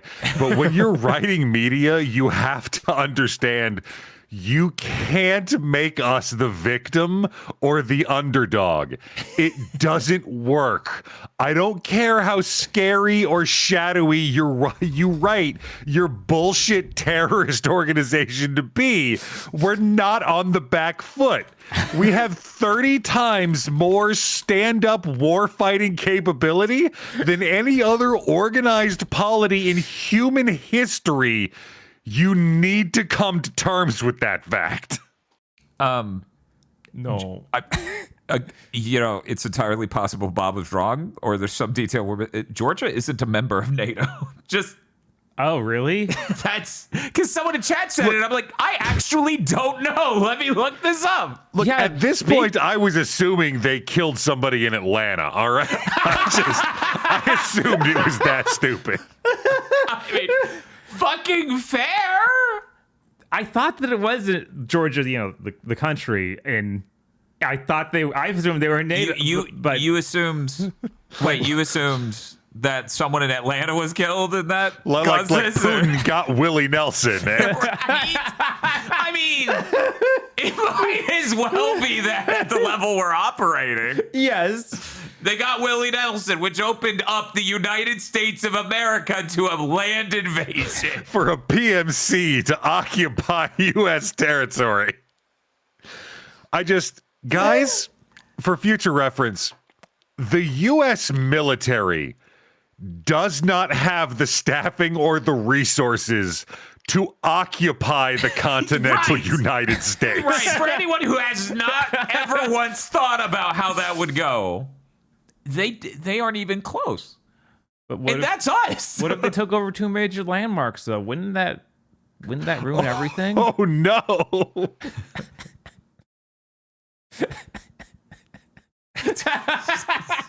Looking forward to that stream, Bob. Yes, whenever we get to play this. Maybe we'll really put it together when we stream Battlefield 4 or 6's campaign. Jesus Christ. Anything else? No, that's it for Battlefield 6. But I did play more games. You played more games. I played more Have you games. considered not? I know, right? This is ridiculous at this point. Bob, stop playing so many games. Stop playing so many games. I tried out because I forgot I had bought this and I saw it on other people's Game of the Year lists. Okay. Enter Magnolia Bloom in the Mist. That did come out, yes. It's a Metroidvania with a art style that's kind of going for that like Dragon Crown sort of like every character moves their limbs in a weird, almost Flash-looking way. And you play as this little girl who can basically, when you kill a boss, you absorb their soul and then use them as an attack, which is pretty neat. I've already got a whole squad of dudes who show up when I'm at their equivalent of a bonfire. There's all like, hey, we're here hanging out, and you can talk to some of them once in a while. And that's kind of how they convey the story. It's got really good music. The art's pretty nice. I don't like the way this game controls. You just move too slow. So I can't really recommend it. It feels pretty bad after playing stuff like, say, Silk Song this year. It's like I can't go back. This is a little rough. Oh, that reminded me. That's also a problem in Angeline era for me. You move really slow. Oh yeah, That's a bit of a problem for Bump. right. Like, you don't move glacially, but you don't move as fast as Adol does in the Bump combat games. That's kind of an important part of that, yeah. Yeah, the art seems really fucking good. Yeah. Like, stupendously good art here. Yeah, and the music is very inspired by like Nier. Oh, okay, cool. So it ended up, because of the exact things it was doing, is like, this kind of is giving me Stellar Blade vibes. So that was interesting. It seems like a neat game. If I had more time, I'd probably play through it at some point. But yeah, Okay. it's not right now during Game of the Year. I don't feel like it's going to even have category sort of stuff. Like, it doesn't feel like the plot's doing enough for that. Yeah, a lot of people may not realize, like, not only do we play games for Game of the Year for our top 10, we also play it for category filler. You know, we need to know what goes in what categories. One thing that really annoys me is you have a auto shoot one of your guys you summon, which on screen you can see him there. He's like got wings and shoots a gun. He can only shoot in a very specific amount of degrees. So if an enemy's like, say, 50 degrees above you instead of at a 45-degree angle, he will miss. He will not be able to hit that high. Yeah, that would be impossible. Yeah, he cannot possibly lift his arm up 5 more degrees. So it's over. No, It's there. yeah, that's impossible. So he'll just shoot the air. I'm like, thank you. But that's all I gotta say about Ender Magnolia, Bloom in the Mist, which they got this game out pretty fast. I feel like Ender Lilies was out only 2 years ago. Yeah, that wasn't that long ago. That's still pretty new. That's still pretty new. And then I found a demo for Full Metal Schoolgirl. This is a game I'd seen a few times on like just in random shows and stuff. The demo is only available on the Switch 1. What Oh, the fuck? So it works on the Switch 2, but it doesn't have any enhancements to play on the Right. Switch 2. And it's on the PlayStation, it's on the PC, it's nowhere else. This is the only place you can try the game. And it's on sale. It's been on sale a few times, and I've always wanted to try it because it's another game from Ukes. And it's, I think someone from the Senran Kagura series is involved in some way. It is unfortunately a roguelike. So I can't really get a good judge of what this game is going to be, but it seems like insanely simple, complex 3D action game. And you're just going to go shoot room after room that look the same in an office building where you fight robots. The story seems kind of funny. It has a full English and Japanese dub, which I did not expect. But it's just, I can't risk it, man. I don't want another roguelike like this. Even if your art style and stuff kind of help. Like, I'm not... From what I read on reviews on Steam, it sounds like you don't actually get new moves or anything from the roguelike elements. So you have your full move set already, and I'm like, that's not enough going on. You do find new gun types and whatnot, but it seemed like the demo might have just let me try all of them, and you just get progressively stronger versions of them as you play. And that's not that exciting. So yeah. Too bad you made a roguelike. I would have just bought this. If you didn't, I would have just thrown down the $50 or $60 you wanted, because whatever. I'll play action games that are bad. But not if they want 100 hours from me. Speaking of roguelikes, Okay. every day I have been playing a single round of Hades 2 to try and get back to the new ending. Okay. How's that going? It's still fun. I'm still getting a lot of new weapons and stuff like that, like other elements you build up between runs from the roguelike, but I'm not getting any new story yet. Like, none. It sent me back to the beginning of the game. I don't know why. So I just have to keep doing runs and keep getting more and more of these things I need to start the end of the game. And that's where I assume new stuff will actually come into play. And I'm getting kind of sad because I'm like, all this new extra stuff I'm finding gameplay wise is stuff I should be doing in the post game. So now when I'm doing the post game and doing this extra story that's there, I won't be unlocking anything gameplay wise anymore. I don't think. I think I will have unlocked everything in the game already, and it'll just be like, well, keep doing the runs. Oh. And that's pretty sad. I don't know why they made it like this. I sure hope whatever they changed is huge and exciting. I honestly didn't dislike the original ending that much, but I guess a lot of people did, and I get why they didn't like it. Like, I understand that. I wish that there was a way I could more quickly and succinctly do this. Right. But yeah, that game's still just a flat upgrade over the first game in every way. I would never play that first game this much. Really? Yeah. Oh, wow. Every weapon is more interesting. Every weapon has four different versions of it, three of which are just straight up like, okay, we did minor alterations for like, okay, you have a familiar, and this version of staff will make, when you do a charge shot, it'll form a link between you and your familiar that does damage. It's like, and just small stuff like that. And then a fourth one that's a completely new moveset for that weapon that unlocks you secret means for each one. And that's really neat. That's a ton more going on than the original did. And then having the two different paths to go on was also a lot more fun than just always doing the one. It really lets you mix it up. It means they can have like twice as many different mid bosses, which all have story going on with them. Which one of the things I've been able to see more of is more story with some of them, which it seems like they might have moved that so that they actually started doing things earlier.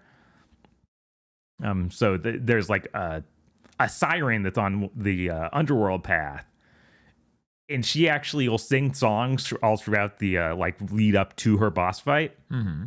And in my first playthrough, she only sung one song. In this, she's got a second song she switches between now. Okay. And there's dialogue based on that. I was like, oh, that's really neat, because part of it's like, oh, she's making these songs about you. Oh. But yeah, that game's really cool. If you like I don't like this genre at all. I don't like roguelikes. I basically have, like Chris, given up almost everything in this genre, but I will keep playing Hades. Like, these guys, Supergiant has figured it out. Like, there's a reason 3 different Hades came out this year. Sorry, last year. Yes, we're in 2026. It's 2026 now. But that was Hades 2, and that is all the games I've been playing over the last... Oh my god! Oh, I'm sorry that took so long, everyone. No, you aren't. I don't know why. That's just the shittiest, most annoying thing to do. I feel like Aggro has explicitly complained about people where he says a thing and then they go, "You don't think that?" And he's like, "Motherfucker, I just said it. You calling me a liar? I'll kill you." Allegedly. Allegedly. I played a few games. I guess I could talk about it. Okay. I guess I'm okay with talking about it. I'm just gonna pull up this image real quick to talk about it. I played the overtime DLC for Endless Monday. Chris, did you get around to doing that yet? No. Aggro, have you played Endless Monday? You played Endless Monday. Okay, I started Endless Monday, and then I played Lumberlass for a long a long time. Oh no. And then I booted it again and played more Lumberlass, and then I never played any of the rest of the That's game. really fucked up. I think that might be one of the intended ways to play that game, though. That's really fucked up. Jesus Christ.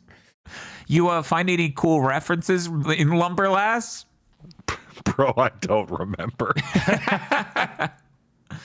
But yeah, I played the completely free DLC chapter over time. It's really good. It's got lots of funny moments and lots of good art. And I love every time I grind Game of the Year and play a story about someone who has procrastinated all of their duties until the last second and has to cram in order to get it done over the weekend for Monday. And I go, oh, I feel so seen.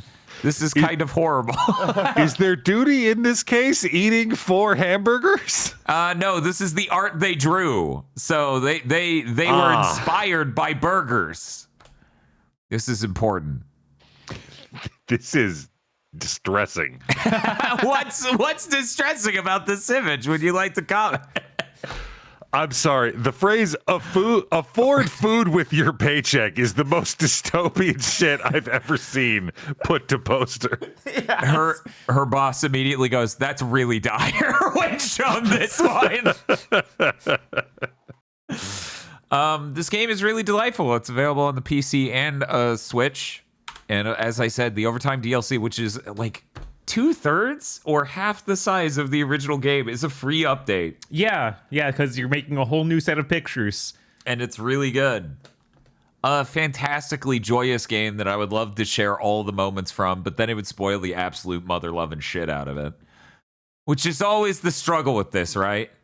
You want to talk about the incredibly joyous things in the game, but then you look at your phone, and then you go, one moment, what's this game? And then apparently you just play that. Aggro, do you feel better now? That is making me feel some kind of way.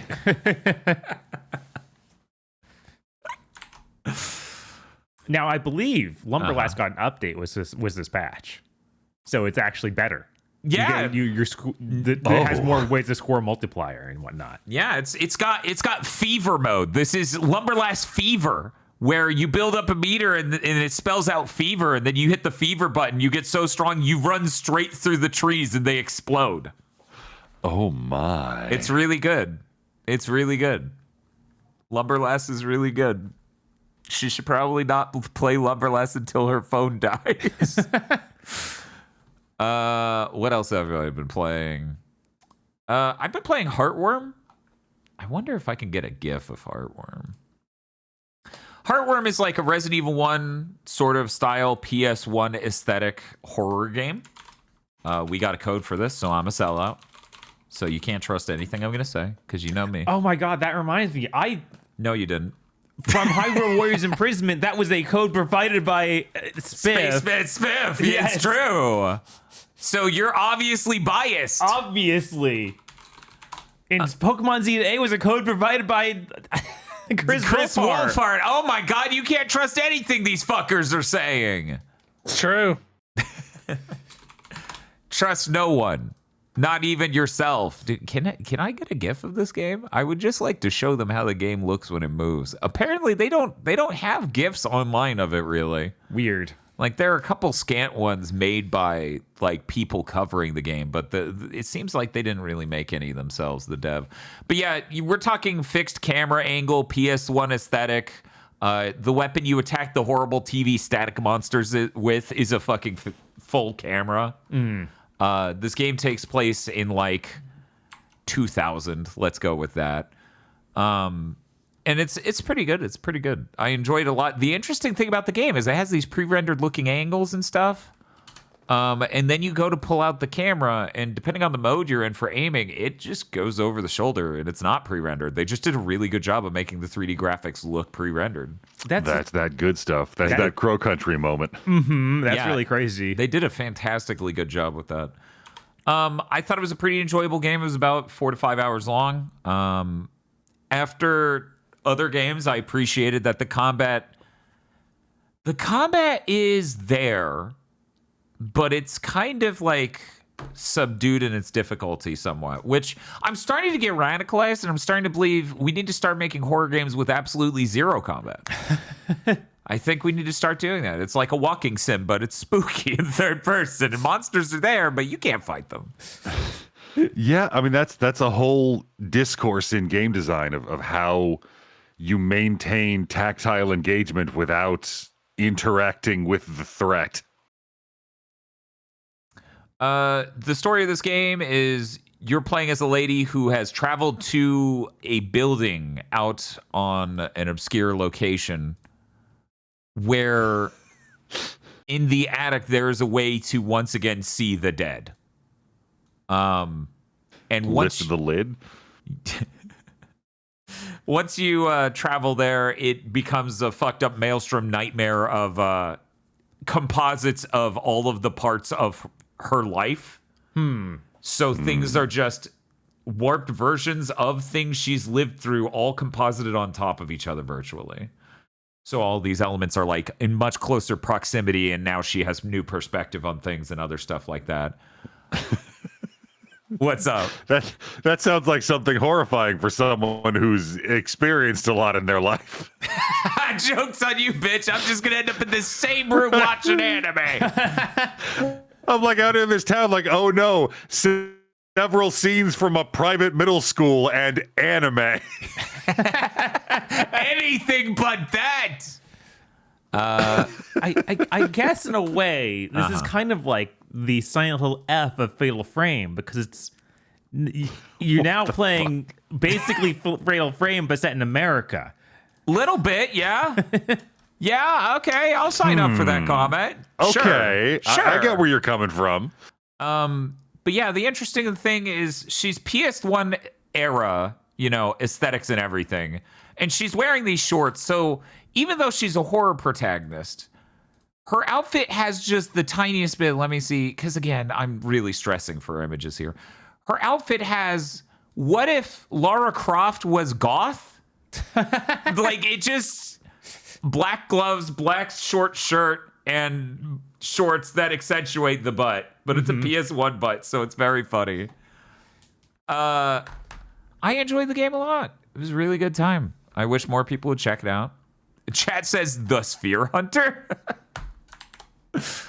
Yeah, no. It's for me, the game picked up a bit once I left the city.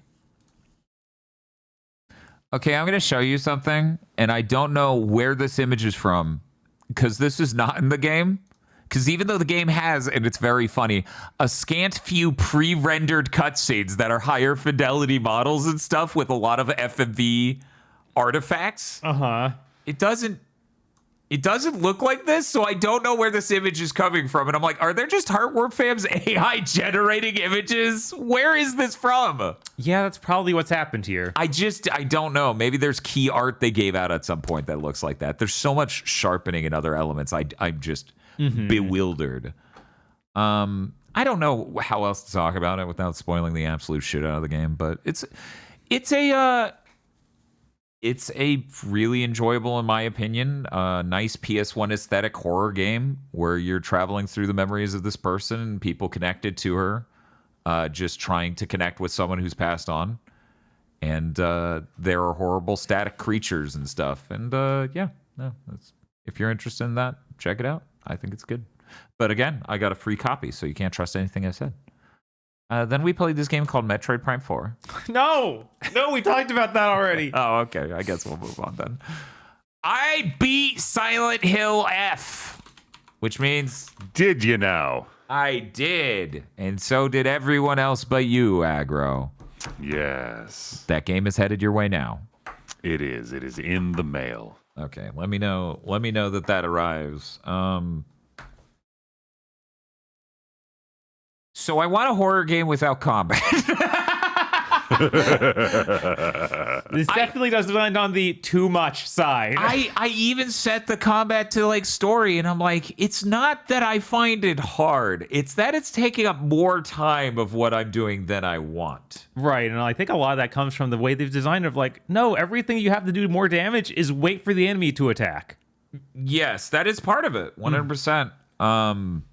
I also like between that and the fact that the game made this really large area and then they made a path for the game to go through this really large area. So you end up running through an identical area multiple times all over the map. Mm-hmm.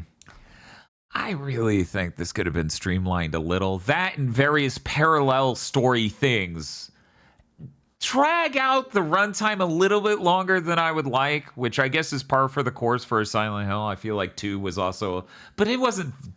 I feel like this could. What number were you saying? Like 3 hours shorter or something? Yeah, something probably even shorter than that. Like I feel like if this game would have been ideal if it was like half the length. Yeah, I feel like you've said that at the end of every Silent Hill stream we did too. Yeah, no, every one of those games. For me, I want this to be just a little bit shorter. Like Silent Hill 2 is a little long in my opinion, but this is like more so. I enjoy the story. I enjoy the visuals, and let me tell you, it was really fun when I beat the game. And then I did all the research for all the other playthroughs. You know, I'm looking up notes, I'm looking up memories, I'm looking up endings and other things. And I wasn't even consciously aware of it. I started watching a video and I'm like, why do they have weird ghosting in their cutscenes? How did they record this wrong? And then I realized, wait a second, that's the PS5 Pro. I got one good thing out of the PS5 Pro. The lack of ghosting in Silent Hill EF. Yay! Incredible. So, you know what? Worked once. It worked once. Sure, the game looks a little radioactive, but I don't know that it wouldn't without it, based on things I've seen. Yeah, no. The weirdest thing about this game, though, and I'm really curious if Chris feels the same, because I already talked to Bob about this. In modern game development, when you have your voice actor voice a character, some of the time they'll do mocap as well. And so you get a lot of the performance of their physicality in their delivery. And in Silent Hill F, that's not there in the fucking least because it's originally dubbed in Japanese. The mouth flaps go with the Japanese. And the US dub just, and it's not bad acting, it just seems flat for some reason. And it felt like watching... I didn't play it dubbed, so I have experience with that. It's the only time I played a video game and felt like I was watching a dubbed movie.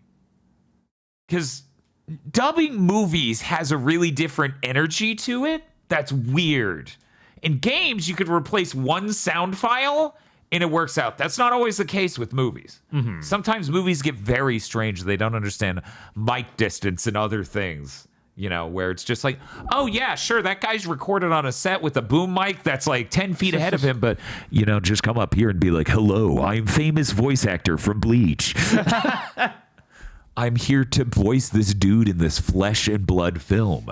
And, you know, sometimes that's fun and funny, but it was just a weird fucking experience playing Silent Hill F as I'm just like, man, this is weird. This is just weird, man. Only time I've ever felt like this playing a fucking video game. Because most of the time you get the thing where it's like, oh, the acting's terrible. Or the script sucks and the acting's terrible. Or the script sucks, the acting's terrible, and the audio quality's ass. See you Friday for Robot Alchemic Drive. Jesus. But this is wild. There's something about it's fucking crazy. It just feels like playing a video game that's a dubbed movie, and it's very bizarre. But yeah, no, I enjoyed the game. I didn't want to do another playthrough because I did enough of the. What's up, Chris? You never got that effect playing Like a Dragon dubbed? No. That doesn't for me that doesn't evoke dubbed movie vibes. It does at a couple points evoke odd casting choice vibes. But no, I never quite hit that because I feel like the Japanese voices are recorded in an identical manner for that, and performance-wise, they match up mostly. When I swap back and forth, it felt like that. But yeah, no, the mouth flaps coming nowhere near to matching, the performance of the main character not having like gasps and pauses and other things that are clearly happening with the character, all makes it very strange. But you know, whatever, the dub's there for people who want it, and it still has the Japanese, so you can still play it in Japanese, which even as someone who appreciates dubs, I would probably recommend you play it in Japanese. the performance, like a lot of the things in the U.S. in the English dub, are a little odd with Silent Hill F in a way I haven't really seen in a video game of that. Yeah, when import. it's like high fidelity and mocap, it genuinely like it's not going to line up right if you do the dub. I feel like There's going to be that effect, I think. I feel like with good voice directing and giving a shit up front, you could do that. But this is clearly not a we did both dubs simultaneously thing. This feels like they did the script and the dub and everything for Japan, and then they got an English dub made, like towards the end. That's how it feels like, which would might also not even gotten to see it. right. Yeah, I don't think they're directing. Right. Yeah, I think Japan team, they got the voice lines, then they made the cutscenes match, and then American team, they just got the script. Mm-hmm. That's how it comes off. Yeah, no, that game's neat. I don't really have much else to say about it other than I think I would have liked it more if I ran less and there was no combat at all, which is weird. I do think Yahtzee's comment of towards the end you end up with bosses that seem more like Elden Ring bosses was very apt, and I'm like, it's so fucking true. Mm-hmm.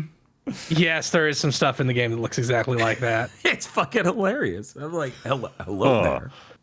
You seem lost. Do you know you're in Silent Hill? Is this a metaphor? Because I'm like a teenage Japanese girl in the 60s.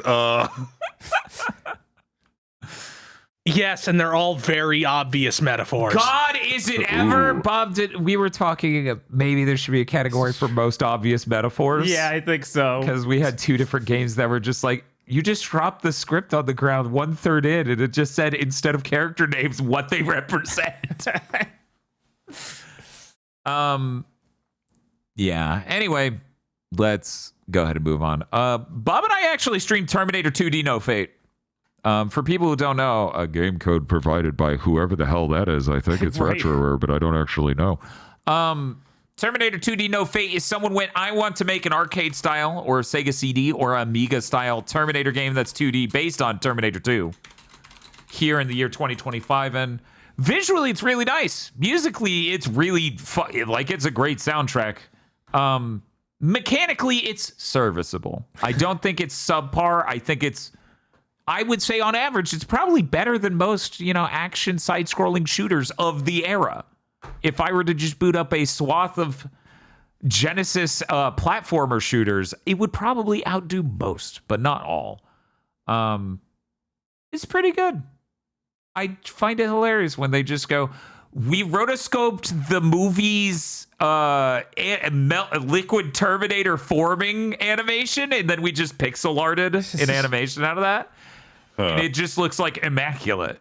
And then you cut to a new thing they have to draw, and it just looks funny. I really enjoyed that game. You can go watch the stream of that if you want to see it for yourself. And you might even be able to hear most of it. But for the bar scene, they literally use the music from the movie, so it gets claimed on Twitch. They have to silence the VOD, and I cracked up so fucking hard. That was probably the best part of that game, just because it's so funny and out there. And it turns into a beat 'em up for that one segment. Yeah. It's great. Because it's Arnold stomping into the bar to get their clothes. So a buff Arnold-like figure who's not officially Arnold, just so we're clear. Yeah, we can't actually show his face. We didn't get the rights for the likeness. Stomps in there and does that. Is it a game that has a good CRT filter option in game? No, because that's never been a thing. 1 second, I should have timed that up with no, because that's never been a thing. I don't like CRT filters in anything ever. They do all look bad. Yeah, I don't. None of them get it right. Maybe someday. But not yet. Did you have anything else you wanted to say about it, Bob? It has options, like you can get different endings, but all the choices are like in the last last 10 minutes. And the chat made us choose all the worst options, and we just got the worst ending of the game. It sucked. It was fucking hilarious. I did all 3 routes, and I kind of regretted that because I did them all back to back. And there's not enough there to make it worth doing that, especially that quickly. It's more like a come back, play it again when you want to, and make a change. And chat literally made Bob go down the worst route possible. That was very funny to me. I don't know why you bother making a choice like that in the game when you put it so late in the game. You don't get that change anything interesting. You get a different final 2 levels. That's it. You get a completely new middle level, and then you get a final, a different final level or 2. Yeah, I just don't like playing through that much of the game up front because it's level 6? Yeah, it's level 5, way something deep like in. that. It's pretty deep into this game, and then you get to make 2 decisions back to back, and those choose your route. Yeah, I was gonna say I think it's a pretty enjoyable game. I think it's pretty good. I don't think it's worth getting the 3 routes and the extra stuff being like beat the game with no continues. I'm like, that's wild. Why would I do that? Yeah, that's it. That's all I want to say about that. Bob? Yeah, no, not much else to say. It's Okay. I would not.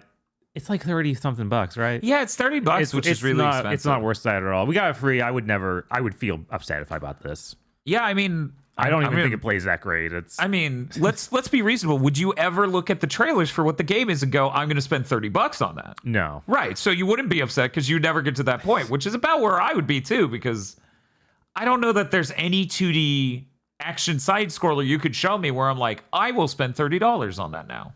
I'm trying to think of one. I could be tricked by a ninja game. Easy. Bob, are you saying the movie Terminator 2 is not as cool as Ninjas? Not in the realm of a cool action side scroller game, no. Oh. Yeah, no, Ninja Gaiden is better than Contra. No, that's not true. Yeah, I'm like, But it was fun to say for a second. I was Yeah, like, it I is- don't think that's true. Just the immediate fold. Of a Vanillaware game. That's different. Yeah, that's I'm very talking different. about like an indie middle tier dev, like in Steam game that's like, here's our 2D action game. Because I'm also seeing people say Metroid Dread, and it's like, yeah, but that's like 3D graphics and to like doing It's something. look, It's a a fucking Metroid Metroidvania game. makes That's- it a completely different paradigm. Right. Like, Which we've been over, and we ran into the wildest shit when we were having that conversation. I don't even remember what stream that was, but I'm like, guys, can you think of a action side scroller game where it did this, and that was good, and then they listed several Metroidvanias, and I'm like, no, a game with levels. right. Yeah, and that's the thing. Like you can have a game that's a Metroidvania that will easily earn the value of $30. Like that's very, very doable. That's happened countless times. It's a little bit harder when it's an action game. And obviously they're trying to stack the value in this with these quirky, like there are multiple routes and there are these extra modes, but it's $30 is a high asking price. It is, and the game doesn't have much going on, like mechanic wise or anything. It's really, I guess that's as much you can do with the Terminator IP. I don't know. Yeah, I feel like when it comes to what the assignment is here of making a video game that is of that era of aesthetic, that is trying to be the most premium adaptation of the movie, it feels like they really nailed the assignment. Yeah, no, they did what they set out to do. For Yeah, sure. so But what they set out to do, I don't think is a $30 game. yeah. Anyway, aside from that, I've been playing 2 at T, which keeps glitching in really bizarre ways. Yeah. I don't know why it's doing that, but for people who don't know, that's the Keita Takahashi, aka the Katamari Damacy guy. He did a really cute game that this year it's about a child who is the shape of a T, and they don't know why there's a shape of a T, but they have to do everything they do in a day without being able to lower their arms. So their dog helps them brush their teeth by bashing the toothpaste onto a toothbrush, and then they have an insanely long toothbrush and have to use their wrist and moving their head to brush their teeth. And you do this through very intricate controls on the controller. And this game does the best job I've ever seen of capturing the joy of a VR game in a normal 2D screen space, right? Like a normal on television game, just a pile of joyous interactions. And you go, yeah, this is absolutely the Katamari guy. This is the guy who did Nobi Nobi Boy. This is a hilarious, humorous, cute as hell thing that I will not be dive bombing because that seems antithetical to its structure. It definitely seems like a thing where you play a bit and then you come back to it and then you go do something else. So I've just been doing that slowly in parallel to all of these other games I'm playing. But to a T is really delightful. If there is a soundtrack of the year, I would argue to a T with its 2 songs. The giraffe song, where it talks about a giraffe that went to school to make food because food's great to share with people and a joy to make. And the one that's about being the perfect shape, a T. Both of those are just too strong. They're both too strong. I'm sorry, Hideo Kojima. I'm sorry. I know. Lore Roar, pretty good, but this game has a child that's shaped like a T and a song about it, so I don't think you're winning. And believe it or not, I think that gets us out of what we've been playing. Does this new Oh my Octopath have a good God. song? I have good music. I'm curious. Bob, you can't go back? You can't read the room for shit, my man. Hey, Agro, answer the question though. I am not the first person you want to go to notice music, honestly. But I have noticed the music and been like, oh, this is pretty good. I don't think it's as good as 2. Okay, because two is the kind of an incredible soundtrack. It really is. But I'm sorry. I'm sorry I interrupted everything. I'm sorry I didn't read the room. Agro, I'm just gonna send you something. Okay. I'm gonna send you. I'm gonna post it in the podcast Discord under general. Do you think Octopath has anything on that intro? Do you think there's like a joyous song maybe that would possibly compete with this? I mean, this is not a vibe that is extant in Octopath Traveler. It isn't? You're telling me there's not a cute intro song to Octopath Traveler 0? That's both about doing karate and spinning fast enough to fly away, but also body positivity. There's not something like that in Octo? Maybe I could see Agnia singing a song about using the restroom by herself, but that it's really not. It's not within the whole ethos of the project. All right. Hey, Chris, how did the modem thing go? How's your internet doing? You streaming anytime soon? Oh no, I might stream on Saturday. I have to set it up tomorrow. I have to fucking get on the phone with a technician because they have to turn it on at the provider. Of course. All right. Of course. And I didn't even try. It's like I'm not going to trust that anybody's going to answer the phone on New Year's Eve or New Year's Day. Mm-hmm. Because they probably won't.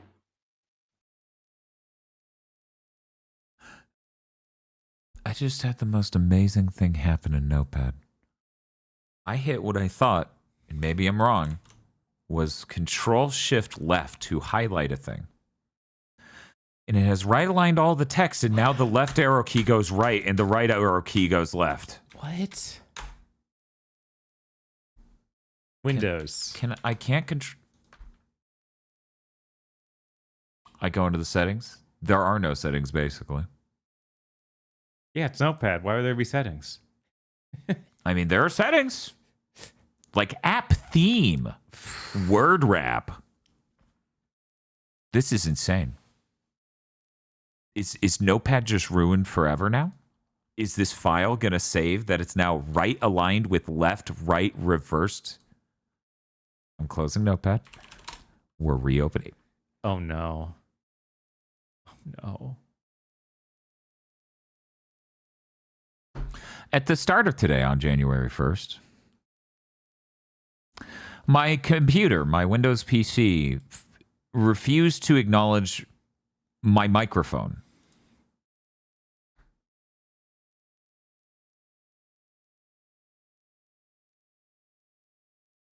And I had to move the USB it was plugged into eventually in order to get it back. Okay. Anyways, that's great. That shit's broken.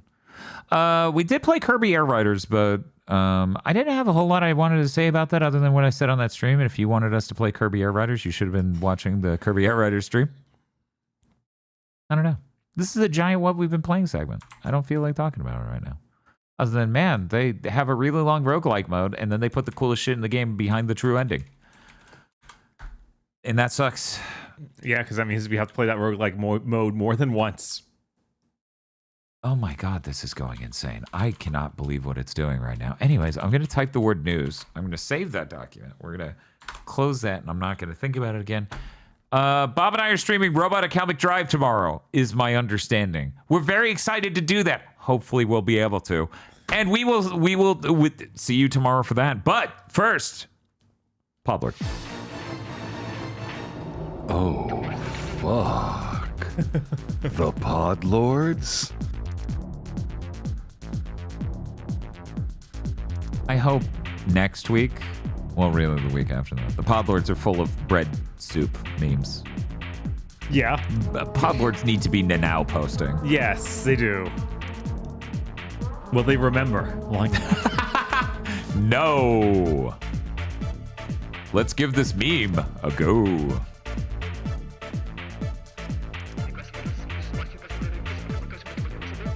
Yes, that's right. The Podlords. Up. One moment.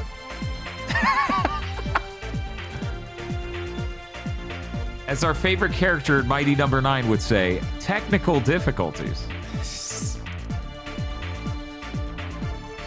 Holy shit, you gotta be kidding me. I can't be doing this live. Oh no. Holy shit. Nothing is ruined, everything is fine. Aggro, don't you have that one amusing story you would like to tell that will cover my ass for 20 seconds? So there I am, last in line for the Ferris wheel. And brother of mine, I've got to piss like a racehorse. But even though I'm at the back of the line, I'm not gonna give up that spot. Because there are times in this life when a man has to stand for what's his. But I noticed that in front of me, there is a gentleman who has put his hair up into 2 luxurious pigtails, each gathered at the top side of the head. Now, I have never seen for myself in the waking world a gentleman with pigtails this symmetrical and luxurious, but I knew at that moment that those pigtails were sent by God to aid me in my struggle to maintain. Oh, hey, look, I'm done with the thing. The Podlords. Oh, fuck, the Podlords! Whoa, the Podlords. Yes, that's right, the Podlords. Podlords such as BN12, Red Blaze 27, Suzu Shiro, Rado, WTF Spider-Man, the Red... oh no. Redacted Lords! The hit... What is happening? The hit game series. I think that's a different thing. yeah, what is this? Featuring Muckbun, Chris C, Cooper Tank.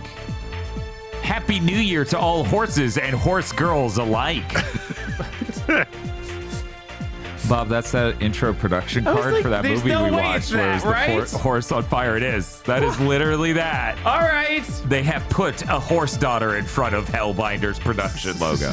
Incredible. Someone remembered versus Hellbinders other than us. Yippee! Indigo Sykes. Mana Yud Sushai. Very quick. Hey, wait a second. Originally it was that. They left the icon and then changed the Mana Yud Sushai. So originally I was going to go, no, and then go to the next Podlord. A raccoon is wishing you a Merry Christmas. A casualty of our lies. Sarah Lean. Timothy Pfister. The Hard M. Bearded Joe. I can't even imagine, Chad. Oh, God, Jesus. No. Cleochrome, happy holidays. Happy New Year, gamers. Here's to hoping there's a much better plan in store compared to last year. That's fine. There's more bleach. There's more bleach. There's more bleach.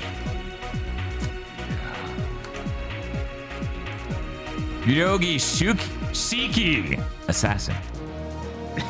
Well, she's definitely gonna stab you. Different dimension demon flame high king Genghis. Okay.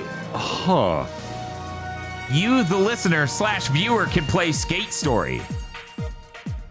Oh my God, this is a nightmare because this one thing fell through. Somebody saying some things as their name I'm going to skip. Anyways, oh boy, Christmas, just a week away. The only thing worse than the Nine Souls Podlord is when I have to read the same one multiple times. I spent over a decade thinking of Weevil when anyone mentioned Silux. Why the fuck is it Silux and not Weevil? Fair, based, understandable. Good day, sir. You know, I had forgotten who Weevil was for a second and thought they meant Yu-Gi-Oh! And I'm like, yeah, he's still a better villain than Silux. Isn't Weevil the little like punk kid who's got glasses and uses bugs? Yeah, you can just see Weevil being like, hey, Samus, can I hold all of your upgrades for a minute? And then throws them off the boat. Oh my God, the betrayal! Oh my God. Digital basic. What? There we go. This is very cute. Oh, they're a witch now. Huh. Schneider, aka Umagon, former de Papa. Happy year of the horse. Yeah, it's time.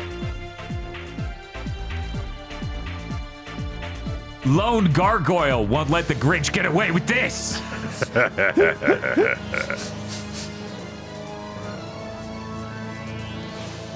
Torokasi has no bits or recommendations. Take care of yourselves and each other all. Good looking out. What the hell is going on? Hey, Bob. Hey. You ever feel like you're drowning? It's like some viral mid-aughts flash music video, but it's an official McDonald's ad. Baga baga. Okay. Huh. I'll have the number Toho, please. The number Toho? We're on of the number Toho. Well, let's see what image comes up next when I hit this. Right? Oh, hey. So now I have a tattoo, Brendan. I have a tattoo on my arm of Timer Chan because I love that the image is. This is clearly a home videos joke. So now I have a tattoo, Brendan. I have a tattoo on my arm of Timer Chan because I went on Twitch one night when I was drunk. There's so much happening right now, and I feel like I can taste it. And I think that's probably not medically advantageous for me. No. Crimson Anubis, sadistic autistic, and Harikito Iko! Thank you very much to our podlords. Thank you, Thank you, Podlords. Thank you, small lords. Thank you, Podlord! You Podlords. And if you'd like to become a Podlord, you can go to our Patreon at patreon.com/gbpodcast.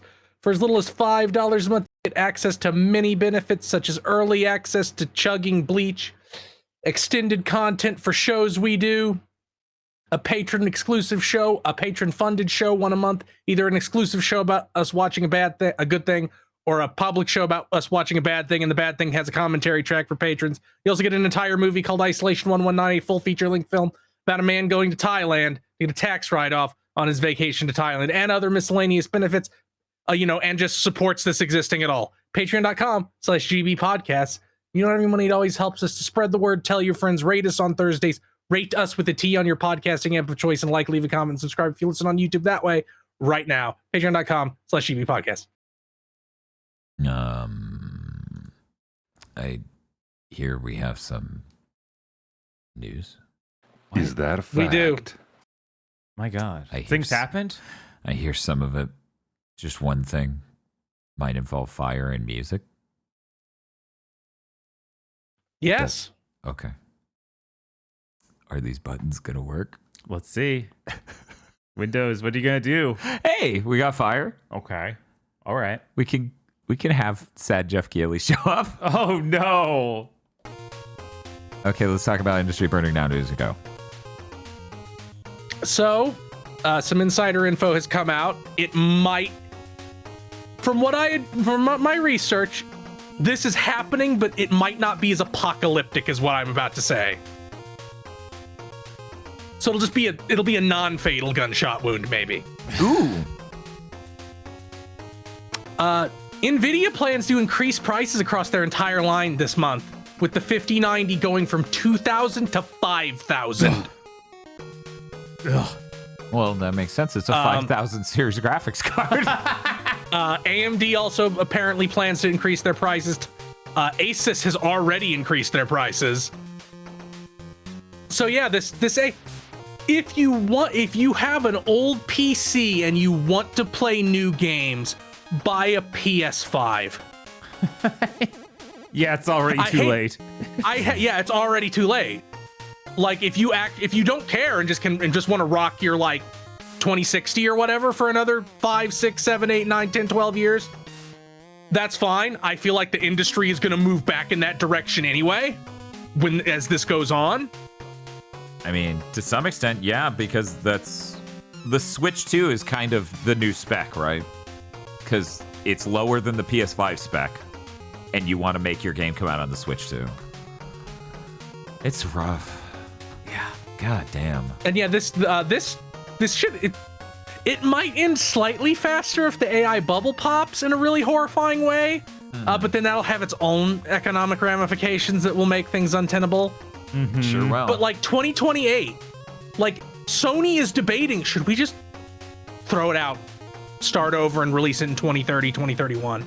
Yeah, no, the leaks coming out of Sony is that they're considering slipping out of 2027, which was the very much locked in when they were going to launch the PS6, and now because of memory problems, just letting it slip to 2028, because that's when the memory manufacturers are going to be able to scale up production in order to hopefully counteract the effects of AI. You know what else? Yeah, AI won't definitely want their increased stock, right? They won't want all that shit from the enhanced production too. You know what would definitely fix the influence of AI? All these companies dying. Yeah. No. Ed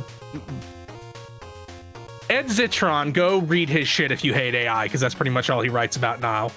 Has been talking about like, yeah, right now is the moment where we have gone past them washing the consumer. Mm-hmm. Now these AI companies are washing every other business. Yes. Yeah. No, that's... And like that's gonna cause a horrible problem. And even when this AI shit crashes, thankfully, it seems like it'll scare venture capitalists away from everything for 5-6 years. I hope. That's an optimistic view. Well, I mean, they won't have any fucking money. It'll all be gone. Man. Yeah, Gamers Nexus has a lot of good videos on this stuff. They do. Yes. The They just put up one today, in fact, which They I have not did? had a chance to watch yet. Nope. Yeah, this shit's absolutely insane. Where they're trying to build out infrastructure to have these warehouses to process all this data, and they're buying the GPUs for it, and they're signing contracts to lock down future memory supplies and all these things for a thing that has no proven use or profit. Yep. And it's just all of these companies doing this at the highest scale, so it's not about consumers at all anymore. It's just, yeah, we're all trading fake money against or with each other. Right, and somehow not the same as Enron. No. Jensen Huang said so. Right. Yeah, fuck this shit. Yeah, there's still no proof that all those GPUs NVIDIA is shipping out to these AI companies are anywhere. Did you guys see the Waymo thing with the door? Yes. Did you see this, Bob? I don't think so. So Waymo, it's this whole like robo-taxi shit, right? Okay. Well, the thing is, Oh, if God, the person that- leaves the yes. door open, it can't close the door. So they're paying people to go and close the doors. And the thing is, we have cars that can do that. It would just require them to spend more money on the vehicle. Uh-huh. But you can, God, let's see, probably 10,000 divided by 20. You can have each vehicle be closed 500 times by a random commission before you lost money. So stupid. Versus just putting in the fucking the tech to close the door. Stupid. Yeah. I'm surprised that it's even legal to have those things going around. We're in an Don't worry, exciting it won't time. be once something horrible happens. Yeah, I was like, no, this is just waiting for that. That's I mean, horrible things have happened. It's just we're not doing Look, anything about it. They don't have to be perfect. They just have to be better on average than us. And for the most part, they are. There are several problems we need to solve that are the structure of this entire conversation. And we're just not going to fix any of them societally. Well, no, because that would be mass transit and livable cities. So we're not doing We're that. not doing that. We thought about that.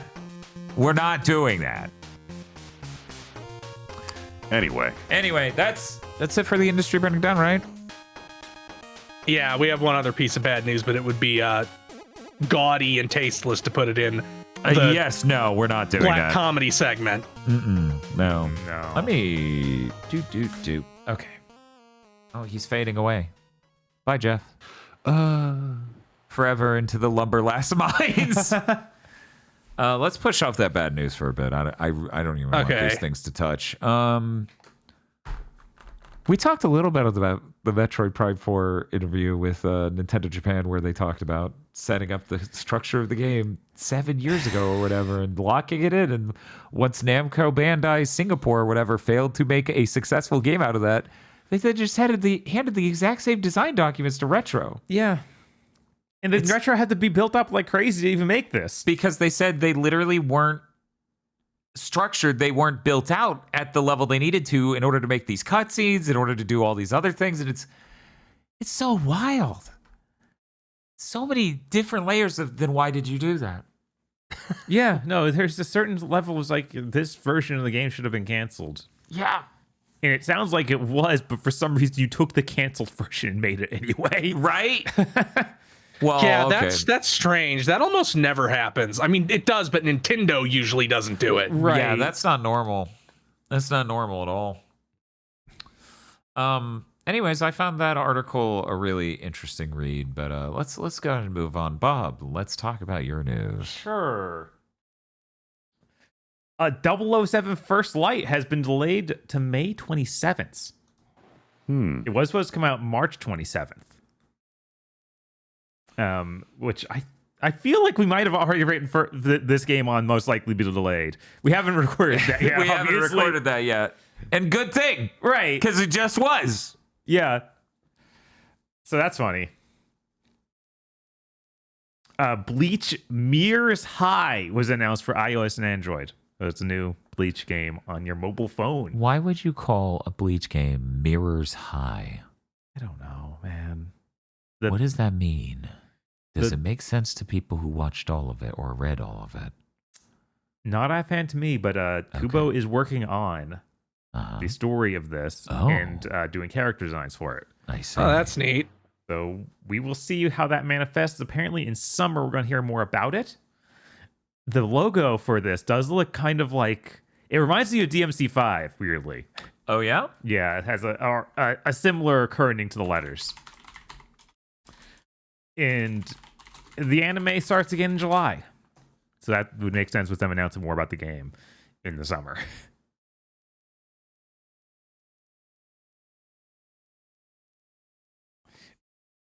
Bandai Namco has sold off Limbic Entertainment to a private investor that specializes in video games. This is a group of people that they bought back in 2022. And then they released a game I'd never heard of before, Park Beyond, in 2023. I've never fucking heard of this. It's a one. park sim game, like a amusement park Okay. sort of thing. It looks fine. But I never heard of this. And we do what we do. We may have seen trailers for the set shows. I recognize the weird purple suit man. Okay. And I probably commented on how that name sucks. So don't expect any more Park Beyond from Namco Bandai, or sorry, Bandai Namco. Oh, that's terrible. Maybe someone else. Maybe this investor who specializes in video games. Yeah? Yeah, this thing's like on sale for $9.89 right now, and part of me's like, I should get it. Its reviews are mixed. Cool.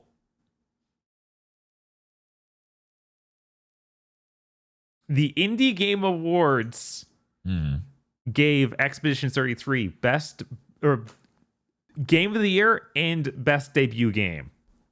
And then the same day, info about them using Gen AI in some point in development came out. And so they stripped them of most of those rewards because they had rules policies against that. Like, apparently when they signed up, they said they didn't and all this. So the new winners of this are Blueprints for Game of the Year and Sorry We're Closed as best debut game. Okay, cool. And since then, Sandfall Interactive to come out to clarify, I was like, no, we were just messing with Gen AI back in 2022, and some of the stuff ended up in there it wasn't supposed to, and we had to patch it out. I'm like, okay, dude. The funny thing that I saw out of this was somebody who works production and management in video games just being like, say it with me, placeholder assets need to be bright magenta, otherwise you accidentally ship them. Absolutely. There is no reason to ever use Gen AI for that sort of thing because you need it to be something you see. It's just a terrible idea. Yeah. See, whenever that excuse comes up, I just remember the developers of Ratchet and Clank, like those podcasts I referenced, they call it a podcast, but it's a playthrough of the game with them commentating over it. Them going, yeah, executives came back here to look at this level and we didn't have all the assets in and they didn't understand what they were looking at. Like, like it was like it had those the bright magenta textures and they're like, they had no idea what they were looking at and were mad at us because they thought we hadn't made any progress. Yep. Yeah, and you can't. So whenever I hear that story, that's what I think. I think of like, it wasn't a placeholder. It was a dickhead executives coming in and we need to replace the placeholder with something that will trick their brain. Right, but we can't work like that. That's not untenable because you will end up with stuff ship like the this. fucking. I mean, they did literally, they did. and countless people would. I mean, that's also the story with Alters. Yeah. Where they were like, oh, we didn't mean to ship the game with AI generated background art and stuff. Oops. Yeah. It's like, well, there's a simple fix. Right. It's gonna blow your mind. It should never been in there. But But they're like SpaghettiOs. Yeah, they get everywhere. AI just gets everywhere. What are you gonna do? Hopefully they don't keep doing that going forward. Hopefully. It sounds... I think they did say, we didn't like it and we'll never do it again. Yeah, right. They did literally make a vow to not do that. Right. They... for some reason, it's taken... because of the language barrier, it took longer than you expected for a response to this sort of stuff. And now they have enough money that they can tell anybody they want to fuck off, probably. I'm really glad we started off January 1st with some good news. Limited Run Games co-founder Josh Fairhurst steps down. He's just going to go out and terrorize some other industry, though, so don't worry too much about him. Right? Like moves on to other projects or is about to be investigated. Yeah, no, I already see the Blue Sky posts that are like, so federal investigation in 6 months? Genuinely, holy shit, that's awesome. There's absolutely something he's going to get arrested for. Good. Or it's just like, Embracer's going to close us down in like just 2 months. Also good. Yeah, it's also good. Yeah, it's kind of hard to find a downside to this news right here. Yeah, Limited Run Games has no reason to exist. Because if fucking Microids can publish discs of all this dog shit, if they can publish physical versions of a fucking licensed game for a French exclusive cartoon, I don't want to hear anybody whining that it's difficult to produce this. Well, here's the thing, though. Like really tiny indies, maybe. Yeah, somehow it's hard for Limited Run Games. No, what I was going to say is Limited Run Games, their deal isn't just making physical copies of video games. I know, it's making retail therapy shit for yuppies. Their deal, let me finish, is making Kickstarter experiences for things that don't need Kickstarters that in fact already exist. They just saw the effects of Kickstarter having the $200, $500 tiers and go, why can't we just do that after that shit's already out? People have already shown they're just willing to burn that money. They were never about actually getting physical copies of shit. Don't bring up Gimmick 2. This is a new hard rule. Don't bring up Gimmick 2. I had to say that sentence twice in the last month, and that upsets me. That is really sad. You shouldn't have to do that. I shouldn't have to say, don't bring up Gimmick 2. 1 second. I'm just double checking that I don't have to talk about Gimmick 2 during Game of the Year. Technically, Gimmick 2 came out last year. Okay. Yeah. Good. Sure, the PS5 version I bought came out worldwide in January of this year. But it was on PC and Switch in September of last year, so I'm taking that out, and I'm not talking about it. Okay. Let's move on. Chris. So the Rants games are coming to Steam. Jesus. The one guy theory remains undefeated. It does. It does.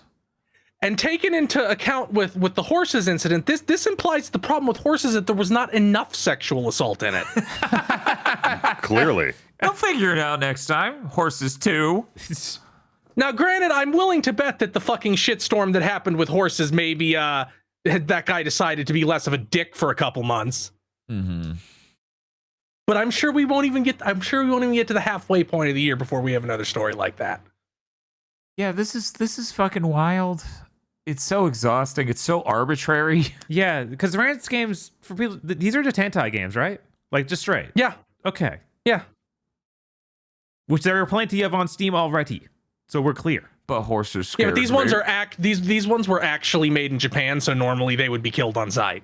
Mm-hmm. Somehow Sex with Hitler 2, that's a game made entirely with AI assets, is allowed on Steam, but all this, but God, what was it? Chaos Head, I think, a game you could buy at Walmart on the Switch, was not. Yeah, It's insane. I saw some people walk away with the insane take of like, yeah, well, we should stop Rants from getting on Steam. It's like, no, that's You should put your How about head I in stop something you from sharp breathing? and fast. Yeah.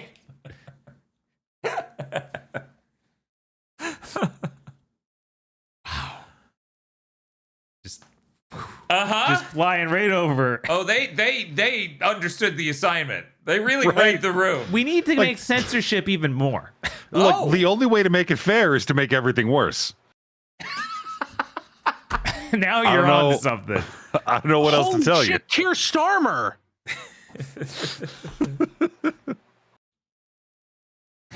Don't worry, God has a plan for Rants. I sincerely hope he doesn't. Like, is that wrong of me?